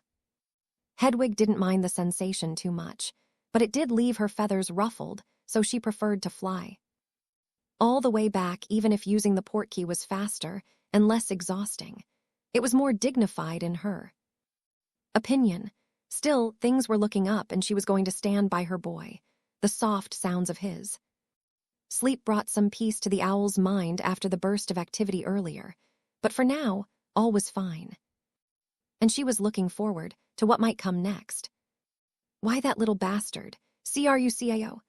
Voldemort shouted angrily and held the spell on Lucius for several seconds, squeezing the Daily Prophet in his hand, a furious look on his face. The boy dared to mock him. Like that, he wanted to gut the boy for his attitude right then and there. What shocked him more was the realization that the Chamber of Secret had been opened, and realizing the only way that could have happened, he had invaded Lucius' mind, seeing the truth of the matter in a mere moment. Cursing the man over and over, Voldemort was mad as hell. The boy had gotten his hands on one of Voldemort's Horcruxes, and the Muggle-loving headmaster Dumbledore had seen it as well. The fact Lucius had so carelessly given it away and let it be destroyed meant the blonde moneybag was going to be tortured daily for a long while before he'd be trusted with any important missions. The fact that some of his followers were acting wary around him and whispering about the anagram of his had his ire rising even further. That was a pompous and self-important moment of weakness in his youth. He liked the name still, but it was far too obvious in hindsight to anyone with a lick of common sense. The average British Muggle would get it with a moment's thinking, a smart one pretty quickly. But the smartest wizards or witches in British pureblood circles wouldn't come to the conclusion without someone pointing it to them, because it was unthinkable to them. At least it had been before being shown evidence like this. The one good thing to come out of this mess was that even if she couldn't get to kill the boy himself, he was out of the country, obviously blaming the headmaster for the many mistakes the Muggle-loving old fool had made, and even welcoming him, Lord Voldemort, to have the British wizarding world. As if I would let you slip from my grip, I will show you. I will hunt you down and rip you to shreds. But seeing as you've abandoned the wizarding world, perhaps I'll make sure my throne is ready and waiting for me when I return with your severed head to put upon the spike. Yes, Voldemort hissed to himself angrily, before stepping on the groaning, twitching body of the Malfoy on the floor as he left his throne room, walking away. It had been a week since Harry Potter left Britain, and Cornelius Fudge could not have been happier. The boy's reputation had been trashed to the point that snapping his wand had only raised some minor protests and a few unpleasant questions. Despite what dolers kept telling him, he knew that the backlash for trying to have the boy who lived obliviated, or his core bound, would have spelled the end of his career in the ministry. But the boy was harmless, as nobody would really listen to a squib. They could wait and steal his family fortune later, of course. So as he sat down into his comfy chair in his office, opened his desk drawer to pull out the enchanted tea set, and opened a bag he brought in with him that held a few fresh-baked goods, he was ready for his day's work. After a nice 1-hour tea break to start off with, of course, and no tea was perfect without some tasty crumpets. He was thinking about having some pie for lunch and wondering what ideas Lucius would present to him later, and how much money could be made by acting reluctant until a suitable sum of convincing arguments in the form of galleons had been laid down on his desk. It was this peaceful, unrushed day that the frantic redhead interrupted, waving his hands in a hurry. Minister, we got a huge problem." "What is it, Weatherby? Can't you see I haven't had my morning tea yet?" Fudge frowned grumpily at being interrupted, the tea set having begun to heat up on its own, but it took a bit before the tea tasted its best. He had spent a few good afternoons trying out different lengths and heats to prepare a tea for himself with, and it was time well spent for that perfect cup. He wasn't going to be off his timing, because Weatherby had a crisis about 2 thick cauldron bottoms at least. It's Potter. He's told everything he knows about Voldemort's return to the American press, and the international news are raging about his trial as well. The Americans gave him a citizenship, and he testified under veritaserum and provided memories that supported his story. It's a scandal, and they're making the British ministry a laughing stock. The news caused Fudge to go pale as he gaped at the red-haired messenger of doom with shock evident on his face before he bellowed in outrage. But we had his wand snapped and declared him a squib. He can't testify. The damn boy should be grateful he wasn't obliviated already. Fudge snarled angrily at the assistant, who dropped the newspapers on his desk. British Ministry, Slander and Sham Trials was a name of an article showing a pensive of the Wizengamot trial of Harry Potter, recounting the trial practically word to word and highlighting the illegal acts and violation of rights committed. The slanderous writing about the boy who lived was described there, along with a wealth of evidence to counter any of the remarks Fudge had spent good money to spread around as the truth while burying the evidence of his own wrongdoings. The next paper started with a bold headline, Voldemort's Resurrection, Death Eaters Unmasked. And if Fudge thought his day was bad just seeing the first paper, the second one made him feel as if he was going to have a stroke. Picture of Voldemort greeting his faithful minions as they stood there, without their masks, and his known campaign supporter and advisor Lucius Malfoy stood there grinning in the front lines. That would look bad for him too, and worse, the United States press release they quoted stated that any Death Eaters caught on their territory would be treated as known terrorists and detained immediately. However, it was the third paper that made him pale all over and whimper, seeing the image of Harry Potter and the American minister of magic shaking hands, with the Muggle President Clinton standing nearby and smiling while overseeing the deal being made. Potter receives American citizenship, renounces Britain. The fact the Americans worked to bring the magical world and the Muggle world closer together wasn't a huge secret. They didn't follow the same statute of secrecy either, and yet the fact remained that all his efforts to discredit Potter were now useless. The American minister was known to be a very good judge of character, and his support would make it impossible to try and refute the boy's statements in the international news. None of this will be printed in the Prophet. Let the censors we had to put in place after the letter from Potter got published that if I see even a hint of these articles in the Daily Prophet, then they're all out of a job. Fudge glared at Weatherby, who quickly nodded and hurried off to relay his orders, leaving the angry politician to sip on his tea, finding its taste ruined by having allowed the leaves to soak too long. It wasn't as good as it would have been, and it was all because of the damn Potter and Weatherby. Stupefy. A crimson bolt of magic struck the target at the other end of the range, and as the target doll shook from the force of the spell, the floating crimson number above it got recorded by the focus maker. Gesturing over towards the next one, the young woman was deathly pale but had hair dark as midnight, smiling in a polite fashion to the young man testing the different instruments. Stupefy. The crimson bolt, sent ahead this time, was first looking like it was going to miss, but curving towards the end to adjust its flight path, it struck the target doll with force and caused it to creak on its stand, almost blown apart despite its sturdy construction and reinforcement runes. The number floating above the doll reflected the power of the hit too. Well, I think we have a winner, Mr. Potter. While the redwood wand with a thunderbird feather seems to work at least as well as your old phoenix feather wand did, I believe your focus ring is the strongest focus for your particular style of magic. Thank you, Miss Sadha. I think you are right. The phoenix feather worked well for me, but I think any Magical bird has a reaction with me from the looks of things. I am still not sure why the ring is this powerful in my hands, though. Well, you are a natural flyer. I would not be surprised if your animagus form turns out to be an avian. And you seem to move like the wind in a battle from what I have seen. No grandstanding with conjured walls and shields, nor bombardment of fiery magic meant to burn your foe to cinders while taking minimum precautions.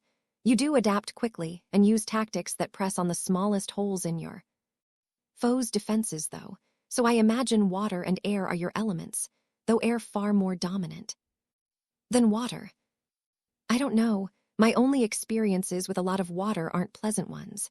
Being trapped on a small island in a storm with my relatives, and having to swim in a cold lake to save a former friend of mine from the depths of the lake.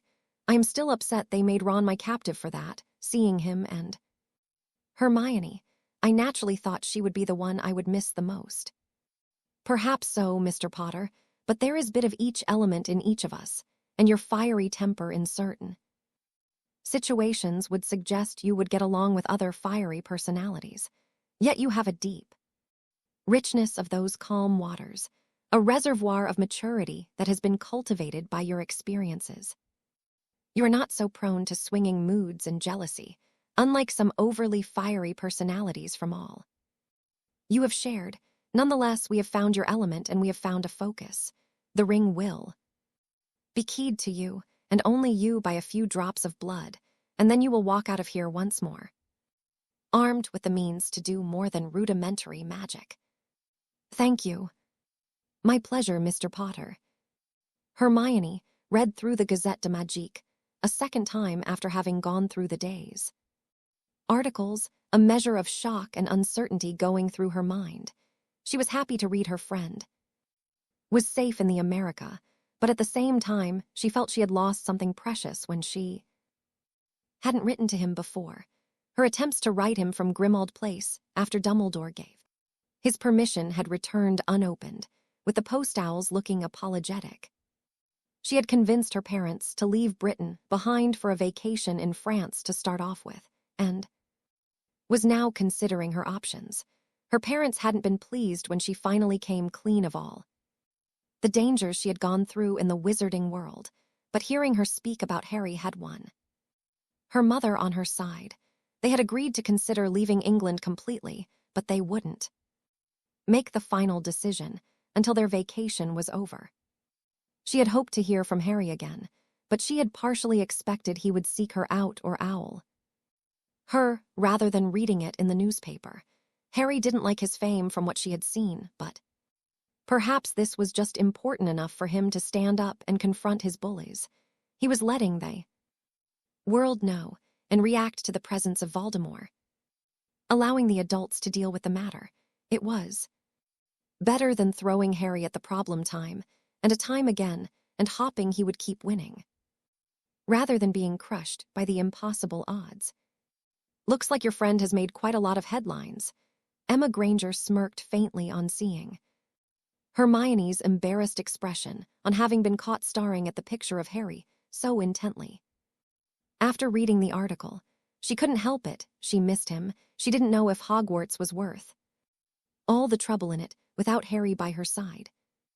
I'm just happy he's all right. I have missed him, Hermione said honestly and sighed, a gesture that Emma didn't miss as she reached out to rest a hand atop Hermione's own. Write to him again. You know the country he is in now, and aren't the owls supposed to be able to track a person down if they are close enough? I am sure even if he has set up something to stop his mail, he would let yours through. From all you have written about him, I believe he would know you are a true friend, and at least hear you out. Hermione sighed and looked down a bit guiltily. I should have written him before. The headmaster told me it was best to let Harry be, but I should have written him. He was all alone with his relatives and then being thrown in court, and next thing we know he is gone. I respect the headmaster, but I think I should have made my own decision about sending Harry a message rather than allowing the headmaster to convince me not to. I am paying for that mistake now. Emma shook her head sadly before looking at her daughter in the eyes. Hermione Jean Granger, you are one of the smartest girls your age, but everyone makes mistakes sometimes. I can tell that you want to contact Harry and that you are blaming yourself for all of this, but I need to ask you this. Do you really think Harry is blaming you and mad at you? Seeing Hermione sniff and rub the corners of her eyes, Emma waited to see her daughter shake her head.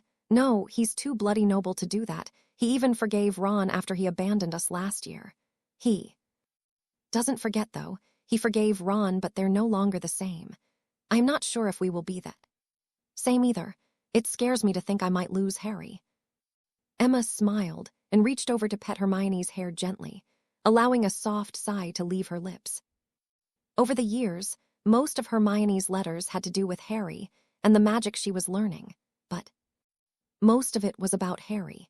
It didn't take a genius to recognize her daughter had it bad for Harry, and from all she had heard other than the Daily Prophet, the boy was a prince.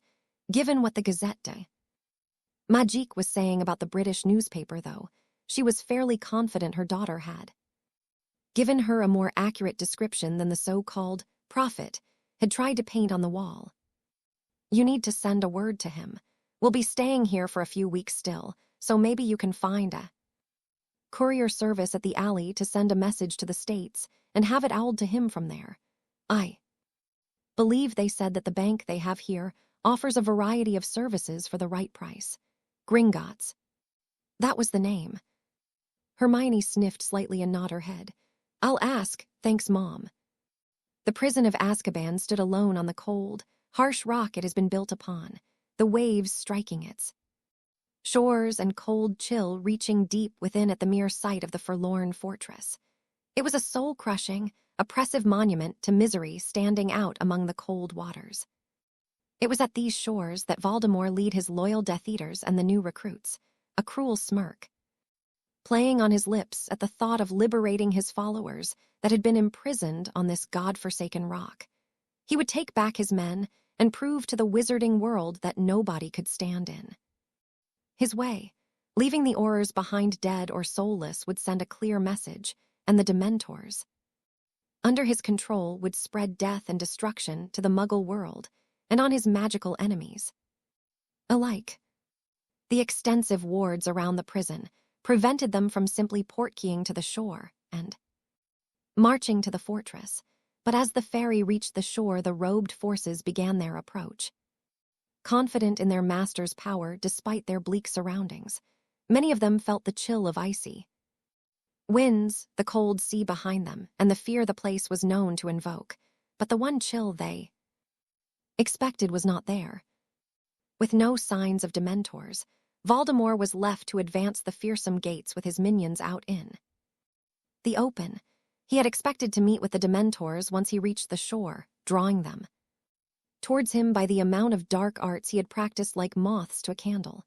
They should have been here to serve him, helping take out the guards watching over this place and make his approach an easy walk. Yet there were no spells being fired from the walls, no guards watching the place like hawks. It was a little eerie, but the forces advanced swiftly before things would change. Reaching the gates, the Death Eaters watched their surroundings but found no light, no signs of life, and no resistance. Moving ahead to the dark hallways, pulling rusted old doors open with the worn wood creaking at their manhandling. They were surprised the places weren't even locked. Voldemort had a bad feeling things were not going to turn out as he had expected, and hastened his step. He had a feeling he was walking into an ambush, but he would break whatever fools would dare to try and interrupt him. Marching ahead, he watched for any signs of a threat, but none came. When they finally entered the cell block housing his most favored servants, the rich smell of copper in the air made Voldemort pause. Eyes widened, he stormed ahead to blast the door to a cell apart, revealing the ghastly sight of Bellatrix with her throat slit and her eyes staring ahead unseeing. As the other cells were blown open and inspected, the Dark Lord's anger only grew. Each one of his loyal servants that had been sentenced to Azkaban waiting their liberation was already dead. Their blood was warm, so the killer had only struck a moment ago. My lord, the wards just pulsed. The Death Eater, shouting in alarm, turned to face the Dark Lord only, to then shriek in horror as dark arms reached out of the wall, gaunt, skeletal limbs grasping onto him, and drawing him towards the wall and the large, widening jaw in it, screaming and trying to cast a spell on the horror. His close-range bombarda both shattered the worn old wall and blasted him and several people around him to pieces, as well as raining shrapnel further away. The darkness about them seemed to come alive, with large jaws, unblinking eyes, and cold, gaunt arms, reaching to drag people to the waiting teeth manifested. Voldemort's own eyes widened in horror. Hungry darkness was the sort of sorcery that only few people could pull off. Some very old, very powerful and sadistic houses. It was the sort of thing he would have wanted to boast of having, but even he only knew enough to recognize it. "Fall back, break the anti-portkey wards and get us out of here," he ordered while moving to protect his followers, the curse breakers being the most important ones. Inside, he was seething as his forces were diminished second by second. Instead of gaining new men, he was losing several of his raw recruits, while Lucius and other old servants were barely holding their own. Finally, the wards broke, and the Death Eaters activated them as soon as the announcement was made, leaving Azkaban behind as the shadows finally relinquished their chew toys, vanishing away to form simple shade once more. Last thing I saw before returning was old Lucius, almost losing a couple of fingers to the jaw that was trying to draw him in. Too bad those curse breakers couldn't be just a minute or two slower. There was a grin on Mad-Eye Moody's face as he stood before Amelia, then giving a pat on the back to the man standing next to him. "I have to admit, I had my doubts about the idea, but you were right. Even Voldemort's afraid of the Black Wards." There was a small chuckle from the cloaked figure before he pushed the hood back, revealing the face of Sirius Black smirking a bit tiredly. "I always enjoyed pulling pranks on the pureblood fanatics, Voldemort's little club of bigots and sadists in particular, but those pranks weren't mean to maim and murder. Still, it had to be done." Moody grunted and nodded. Black was an Auror before things went wrong, and he was more keen to inconvenience or stun people than kill them. But the House Black had several very dark and powerful wards, and setting some of them up in Azkaban was a relatively safe way to hurt Voldemort. Combined with thin leather collars, imprinted with a one-shot reducto, aimed inwards on the prisoner's neck if an unauthorized guest came by, and Voldemort had practically killed the men he came to save. While I am not happy to resort to killing people, I could not allow them to rejoin the Dark Lord. Even sending more Aurors on the walls would have only resulted in a fight and likely a slaughter. Having the guards gathered at the break room with a portkey time to go off the moment, the wards pulsed the anti-portkey ward off, and the black wards began to turn on seemed like the best option to take. Of course, we wouldn't have been able to do any of it without your warning, Moody. Amelia nodded her head, with a relieved but tired look upon her face. HMMH. Dumbledore got informed by Snape a week ago. I only learned of this 3 days ago, so we had to move quickly. Getting more Aurors to Azkaban without notice would have taken more time. That Dumbledore didn't leave us.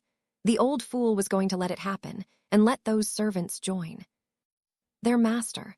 I think the old man is losing it, but I expect he will not be pleased to hear Snape reporting what happened. He'll probably recognize the method used too. Casting a look at Sirius, Moody left unsaid what they were both thinking already. Incidentally, I am planning to take a trip abroad for a while. I will return in time for my trial when it's possible to arrange one, but with the current political climate and turmoil, I doubt that will happen anytime soon. By the way, where did you get those Dementors sent anyway?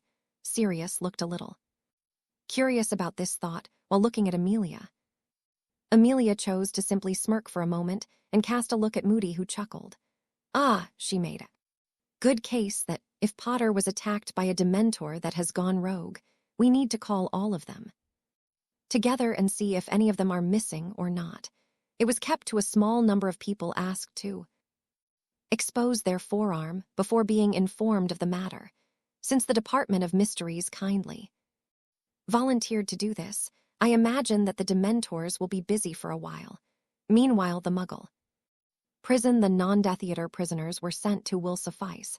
The prisoners will sit in isolation with the magic-restricting shackles on without a wand.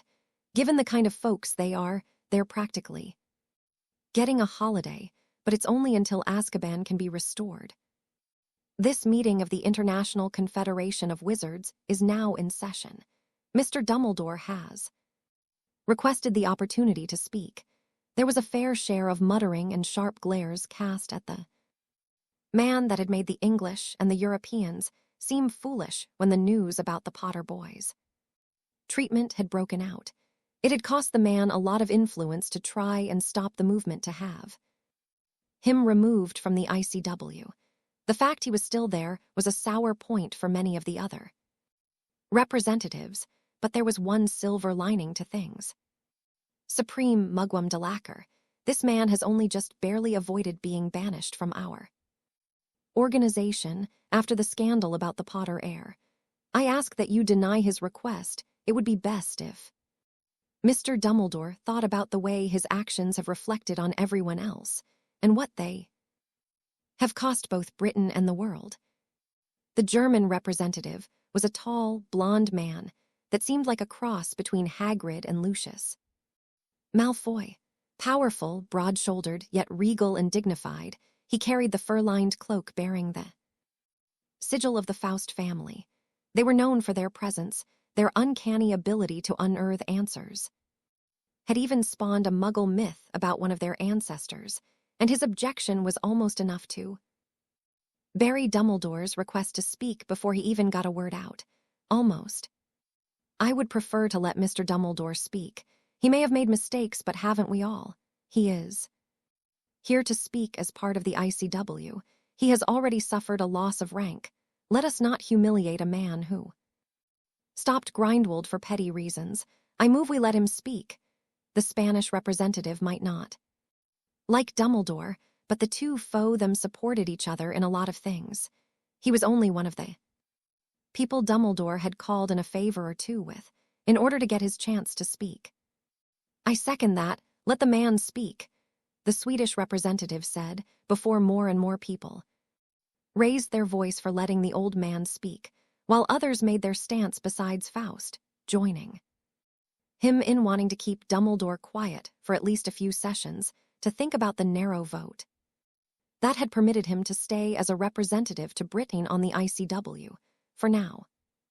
Order, Mr. Delacour commanded and tapped his wand on his desk, causing a silencing spell to hit each other desk, lasting only for a few seconds, but enough for him to make his point.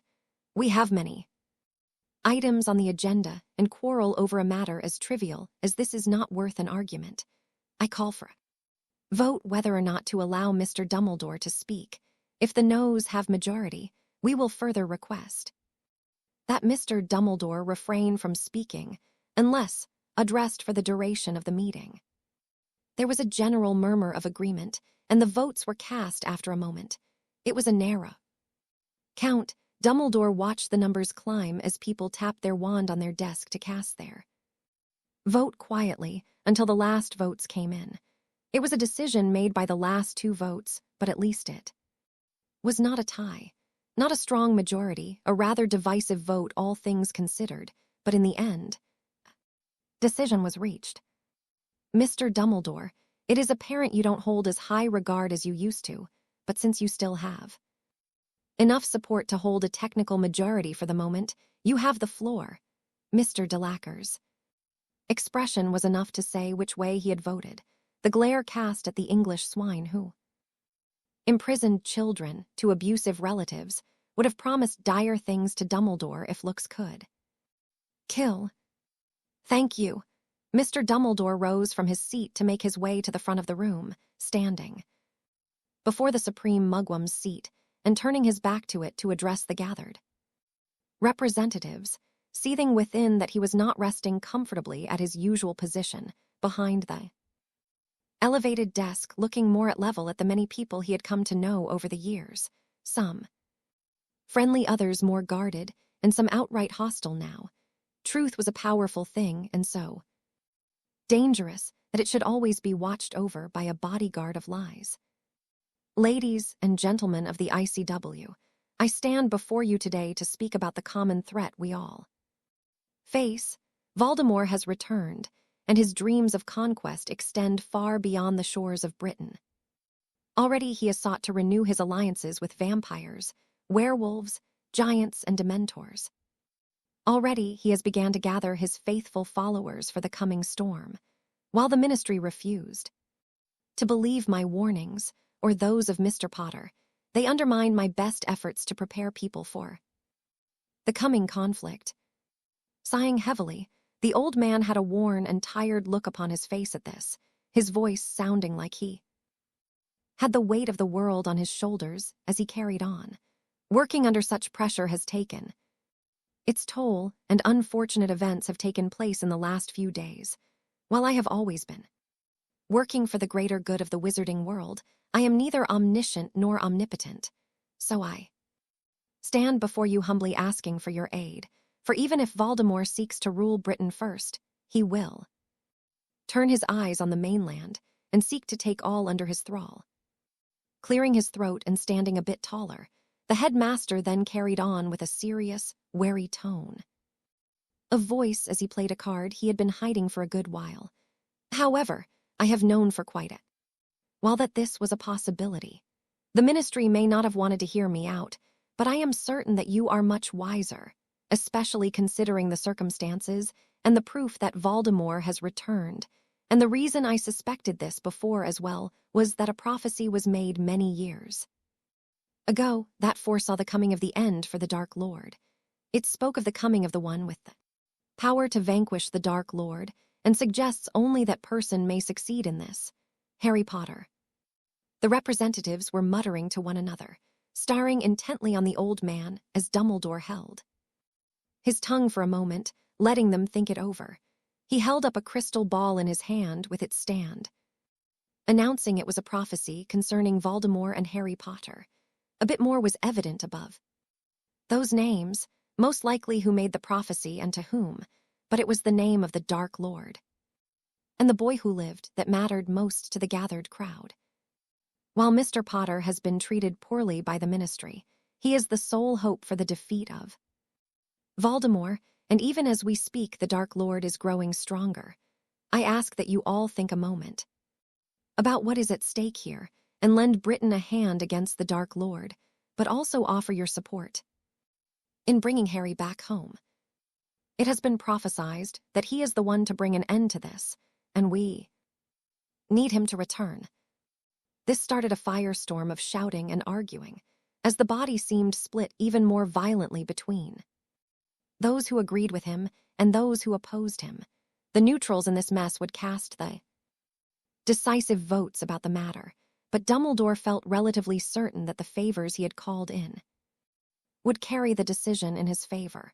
With the ICW behind him, it would be much easier to demand the Americans to return Harry to his homeland.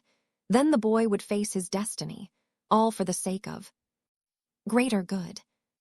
Severus, would you care to explain how they knew we were coming? Voldemort snarled at his spy-on. The headmaster, fully aware that Severus was also spying on him. As long as none of the information was too important, he had permitted this. It helped Severus gain the old fool's trust, after all. Dumbledore never seemed to act on the information either, being content to know about things beforehand, even if he could have saved lives. My lord, I had no idea something like this could even happen. I thought it would be the same as always, a little bit of useless information. Without an exact date, he would not go there himself, and the order would not interfere. I never said a word about it to anyone but Dumbledore, and he would not have done something like this. Voldemort glared at his spy silently for a moment, and wondered whether or not Severus had outlived his usefulness. While Voldemort was prone to anger, he was also keenly aware he only had few Death Eaters still on his side, and recruitment had taken a nosedive after the slaughter at Azkaban. He was having hard time holding onto the prospective Death Eaters he already had. Some of them seemed to hesitate about their coming initiation, with the way things were going. "I am not pleased with you, but I am going to give you a chance to redeem yourself," the boy believes. "You are part of Dumbledore's group, and Dumbledore has been calling for his return to Britain. I want you to get an international portkey and travel to the America and grab the boy for me. With him dead, the prophecy will no longer matter, and thanks to Dumbledore revealing it, they all have their hopes tied to the boy. With his death, their hopes die as well." Severus hesitated.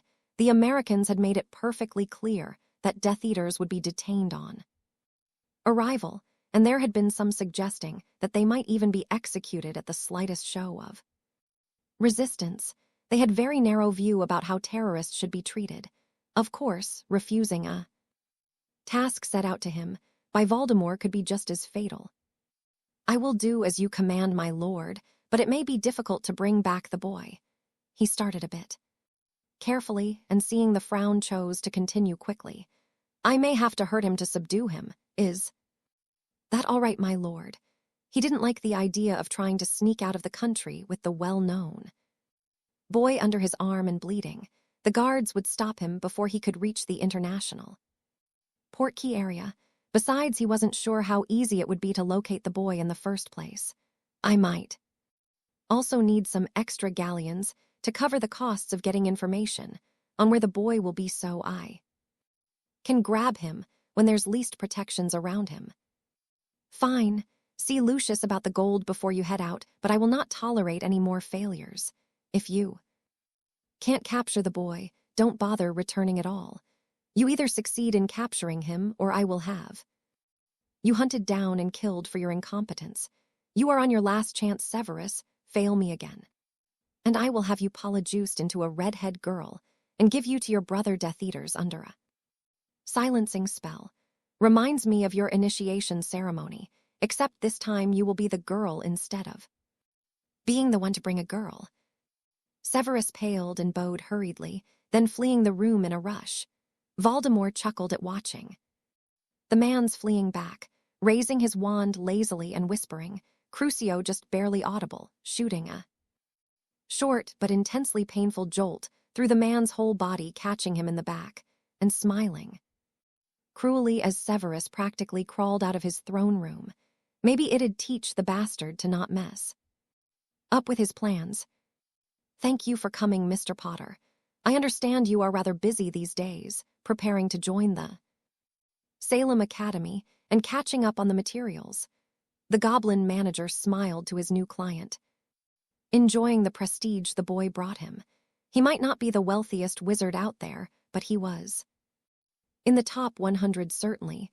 The investment with the Microsoft saw to that, and unlike some, the boy wasn't going to hide all of it away in a vault, but wanted a fair share of the money coming in to be invested. "I always have some time for people with good advice. The letter said that this was urgent, so what has happened since the last time I was in your office?" Harry inquired seriously while looking at the goblin. Curiously, ever since the goblins had removed his curse scar and the soul shard behind it, they had been rushing about busily, though they had asked for a copy of the memory of the ritual that Voldemort had committed at the graveyard. "There's a couple of matters I would like to bring to your attention. First, your former headmaster. Dumbledore has gotten the ICW to issue an order for the Americans to relinquish you and return you home. The American ministry has already torn their official document in two before their eyes and slapped down the citizenship papers before them, before warning them about severe consequences for any attempted kidnappings of a citizen. Why am I not surprised? What about the rest? Two of the people on your list, Hermione Granger and Sirius Black, have owled you. Both letters have been checked for tracking charms and portkeys, and I am happy to say neither held anything suspicious in them. I will hand them over by the end of this meeting. Now, the main thing I wanted to see you about is that our elders confirmed the director's suspicion. Voldemort is guilty of line theft by trying to claim your blood as his own, and the documents show that the line of Gaunt died that night in 1981. He has no rights as a necromantic golem. He is not even a person anymore. As such, we would like you to take part in a ritual to destroy him for good. Leaving the matter of those letters aside for now, Harry drew a deep breath, sighing and wondering briefly about what they might contain, but strangling his hopes for now. The two of them had both in their own way chosen to believe Dumbledore over him, and it still hurt. I would like to know what the ritual does, what all is involved, and how soon it can be done. I may not like the wizarding world in Britain right now, but I don't believe they deserve to suffer because of Dumbledore's failings. I am not returning to Britain, however, and I will never work with that manipulative old bastard. We would not ask you to, Mr. Potter.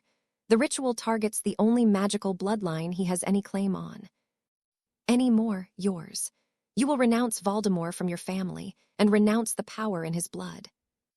You will call upon your blood and magic to return to you and charge him for line theft according to the old laws. The magic will see your claim as just and strip Voldemort of blood and magic drawn from you. Given that you provided us a link to his soul, we can safely dispose of his specter after his golem body dies. I thought you said those soul shards would anchor him to this world and make him partially immortal. They cannot stop a person dying of old age, so Voldemort would still die even with the soul shards. Even faster than a normal wizard, since he has made several and suffered lengthy periods of time outside of a body. Souls are not meant to exist without a body after all. When his necromantic golem falls apart, we will strike on the soul shard and they will all share the pain and damage.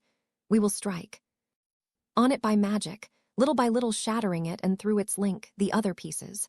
When we finally strike to kill, the catastrophic failure of its anchor will batter the other anchors that are already weakened by the previous damage, and as they break, there will be nothing holding his soul to this world anymore. Then let's do it. Harry nodded his head silently. The goblin began to explain the procedure in a serious manner, the private meeting room heavily warded to make sure not a word of this would escape before it was too late for the followers of the Dark Lord to do anything about it. When the portkey tossed Severus down on his arse at the end of the long journey, he felt like emptying his stomach on the stones before him, but fought to keep his nausea under control.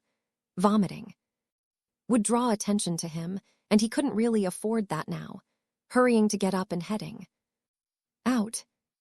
The greasy-haired wizard silently swore under his breath. He would make the Potter brat regret the day he was born.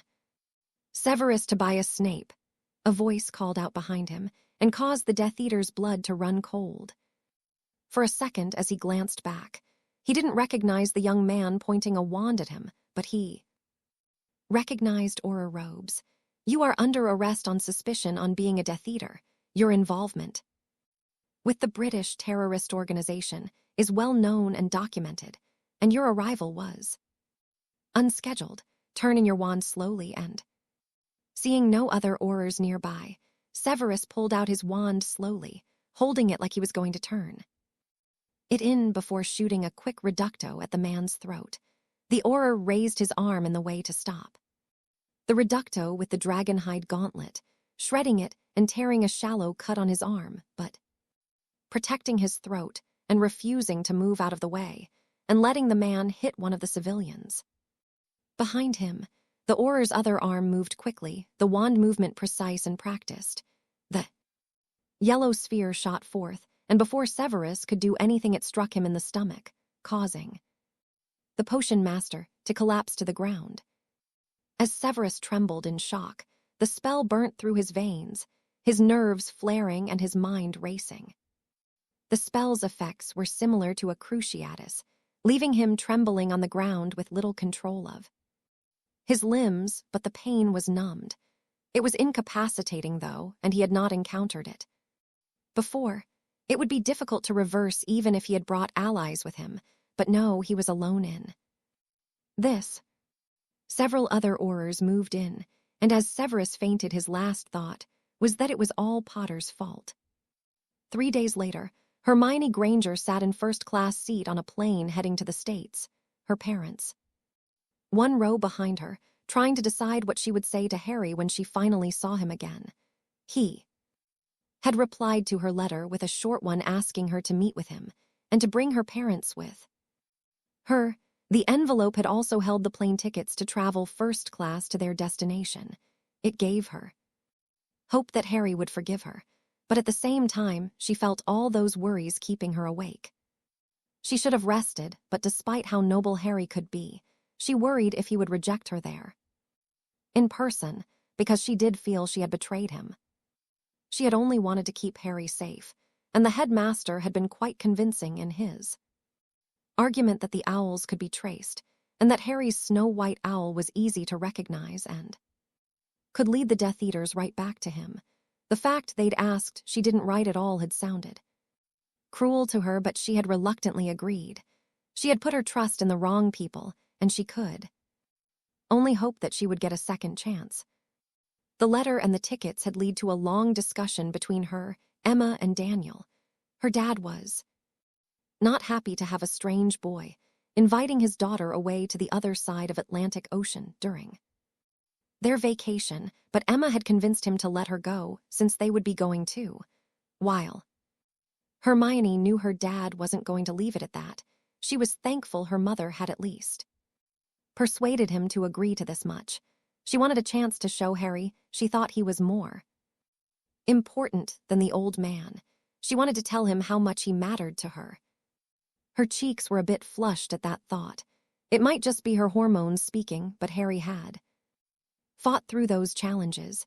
He had stood up for himself, and he had worked hard to overcome the harsh odds time after time. She had been pleased to see the way Harry's eyes widened on seeing her dressed up for the ball before Ron had to ruin that night. She would have wanted to go with Harry, but he was the boy who lived, and a clueless boy. If he knew how many would have wanted to go with him and wasn't so shy, he would have had the pick of the witches at the castle. She didn't know why she bothered with those thoughts. She was Harry's friend and wanted to see he was safe and well in the States. Not to mention, she was a little concerned about the fact Harry's letter had suggested she might want to consider the American schools instead of Hogwarts. She knew that returning without Harry would be risky, but she wasn't sure where she should go. Australia seemed like a good option, but their funds were finite, and it would take a lot to set things up there. Troubling thoughts rolled through her mind as she finally tried to settle down for some sleep as exhaustion pressed heavily on her shoulders. Even as she began to fall asleep, those worries haunted her uneasy dreams. Moody, how could you do something like this? I gave you that information in confidence. You may have compromised Severus' efforts. Albus Dumbledore shook his head, a disappointed look on his face. But Moody looked unconcerned about this. Save your speech. You had information that could be used to protect the wizarding world from some of the worst killers, and you decided to just sit on it. If those criminals had gotten out, they would be celebrating it by burning down a Muggle village somewhere. They were not worth any tears, and because of that information, we even got several other Death Eaters that came to rescue their companions. They were still people. They were living, breathing people that could have chosen differently if given a chance. The Dark Lord is an intimidating figure who knows how many innocents you killed with your rash actions. Moody spat on the floor and glared at Dumbledore before speaking loudly. We interrogated a few of those innocent Death Eaters of yours that went to the jail to learn about the process of getting a dark mark. None of them are innocent. Their initiation ceremony involves rape, torture, and murder. Each one of them is an animal, and their dark marks are drawn with the blood of their ritual victim. No, Albus, we did not kill any innocents that night. As Harry stepped into the ritual chamber, wearing only the white silk robe, he saw the goblin elders Standing nearby with the ritual circle carved into the stone floor, the large altar at the middle holding the white ball of necromantic flesh into which his scar had been transferred for the sake of this ritual. The curved knife, the documents making him the Potter of Potters, and the ritual chants together should strengthen the connection enough to carry him through this. I, Harry James Potter, the head of House Potter, am thus declaring Tom Marvolo Riddle a usurper of our noble lineage and guilty of line theft. I charge him with theft of magic, theft of blood, and call upon the old magic to recognize my claim. As magic shimmered around him, he drew breath and then continued loudly. I, Harry James Potter, hereby claim the gaunt lineage through right of conquest, as the one attacked and surviving the encounter. I ask the old magic to recognize my claim to the gaunt lineage and, through it, the Slytherin lineage. His voice held firm even as the magic building in the room was making every hair stand on its end, and his body ache underneath the silk robes, the material resisting magic slightly and protecting him from the worst of the power he was calling upon. Old magic was dangerous and impossible to fool, so purebloods claimed it was dark and sought to keep it from being used. Several old magic bindings still remained, like an unbreakable vow, but this was a call to the old magic in its purest form, asking to be judged and standing at trial for justice. I, Harry James Potter, hereby lay claim to Tom Marvolo Riddle's possessions and his marked followers.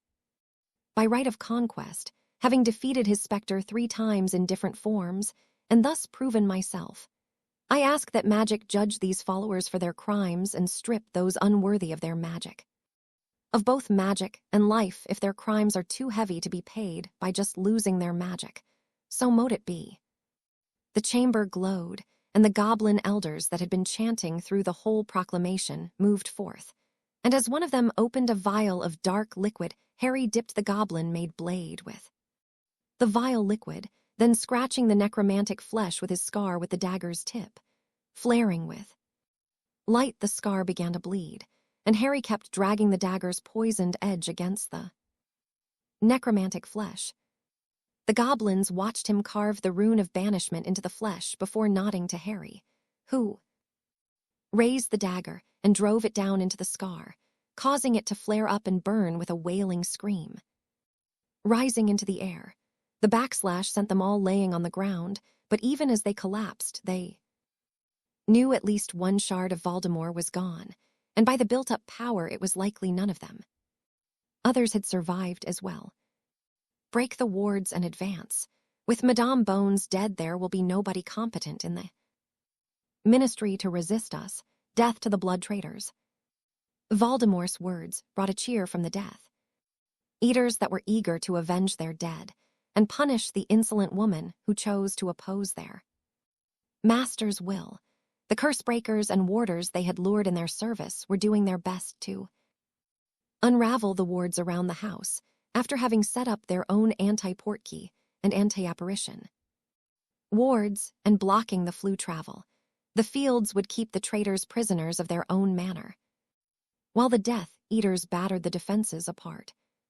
The curses thrown from the windows were by necessity few and badly aimed, with several Death Eaters bombarding the house windows with curses of their own. The residents would have to seek cover to not be hit in return.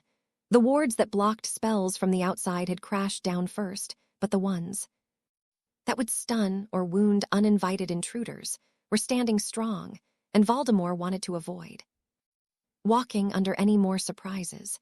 He was not going to step under wards that might include black family wards again, as long as he was alive. That was an experience he would rather not repeat. The wards are coming down now, my lord, the Death Eater in charge of the curse-breakers and warders declared, bringing a maniacal grin on their lord's face. Good, now attack and bring the traitors before me. I want them alive. He grinned cruelly while his forces advanced. Amelia Bones put up a brave fight besides her niece, but they were badly outnumbered and exhaustion was setting in as they used the heavy desk in Amelia's office as a shield. Even a full-blown bombarda only rattled its surface.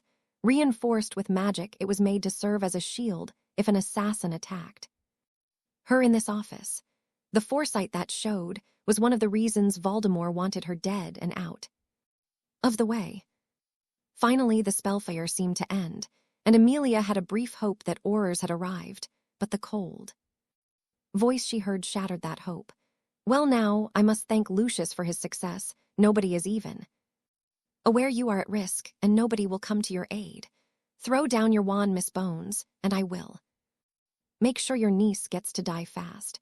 If you resist, my men will have fun with her before killing her. Amelia grit her teeth together, wanting to tell the man to go to hell, but at the same time she worried about Susan. She did not want to let the poor girl go through those horrors before she could say anything. However, Susan had raised her head and arm over the desk and taken aim, throwing a curse at Voldemort full of righteous fury. Amelia raised her own wand to cast as well, before pausing in shock. Voldemort raised his wand to block Susan's spell, but nothing happened, the cutting curse shattering the man's wand hand and blasting the wand itself to pieces. Amelia was staring in shock as Susan quickly followed with a fire spell that struck Voldemort with a fiery inferno, lightning the snake-faced monstrosity in fire and causing him to shriek in pain and horror.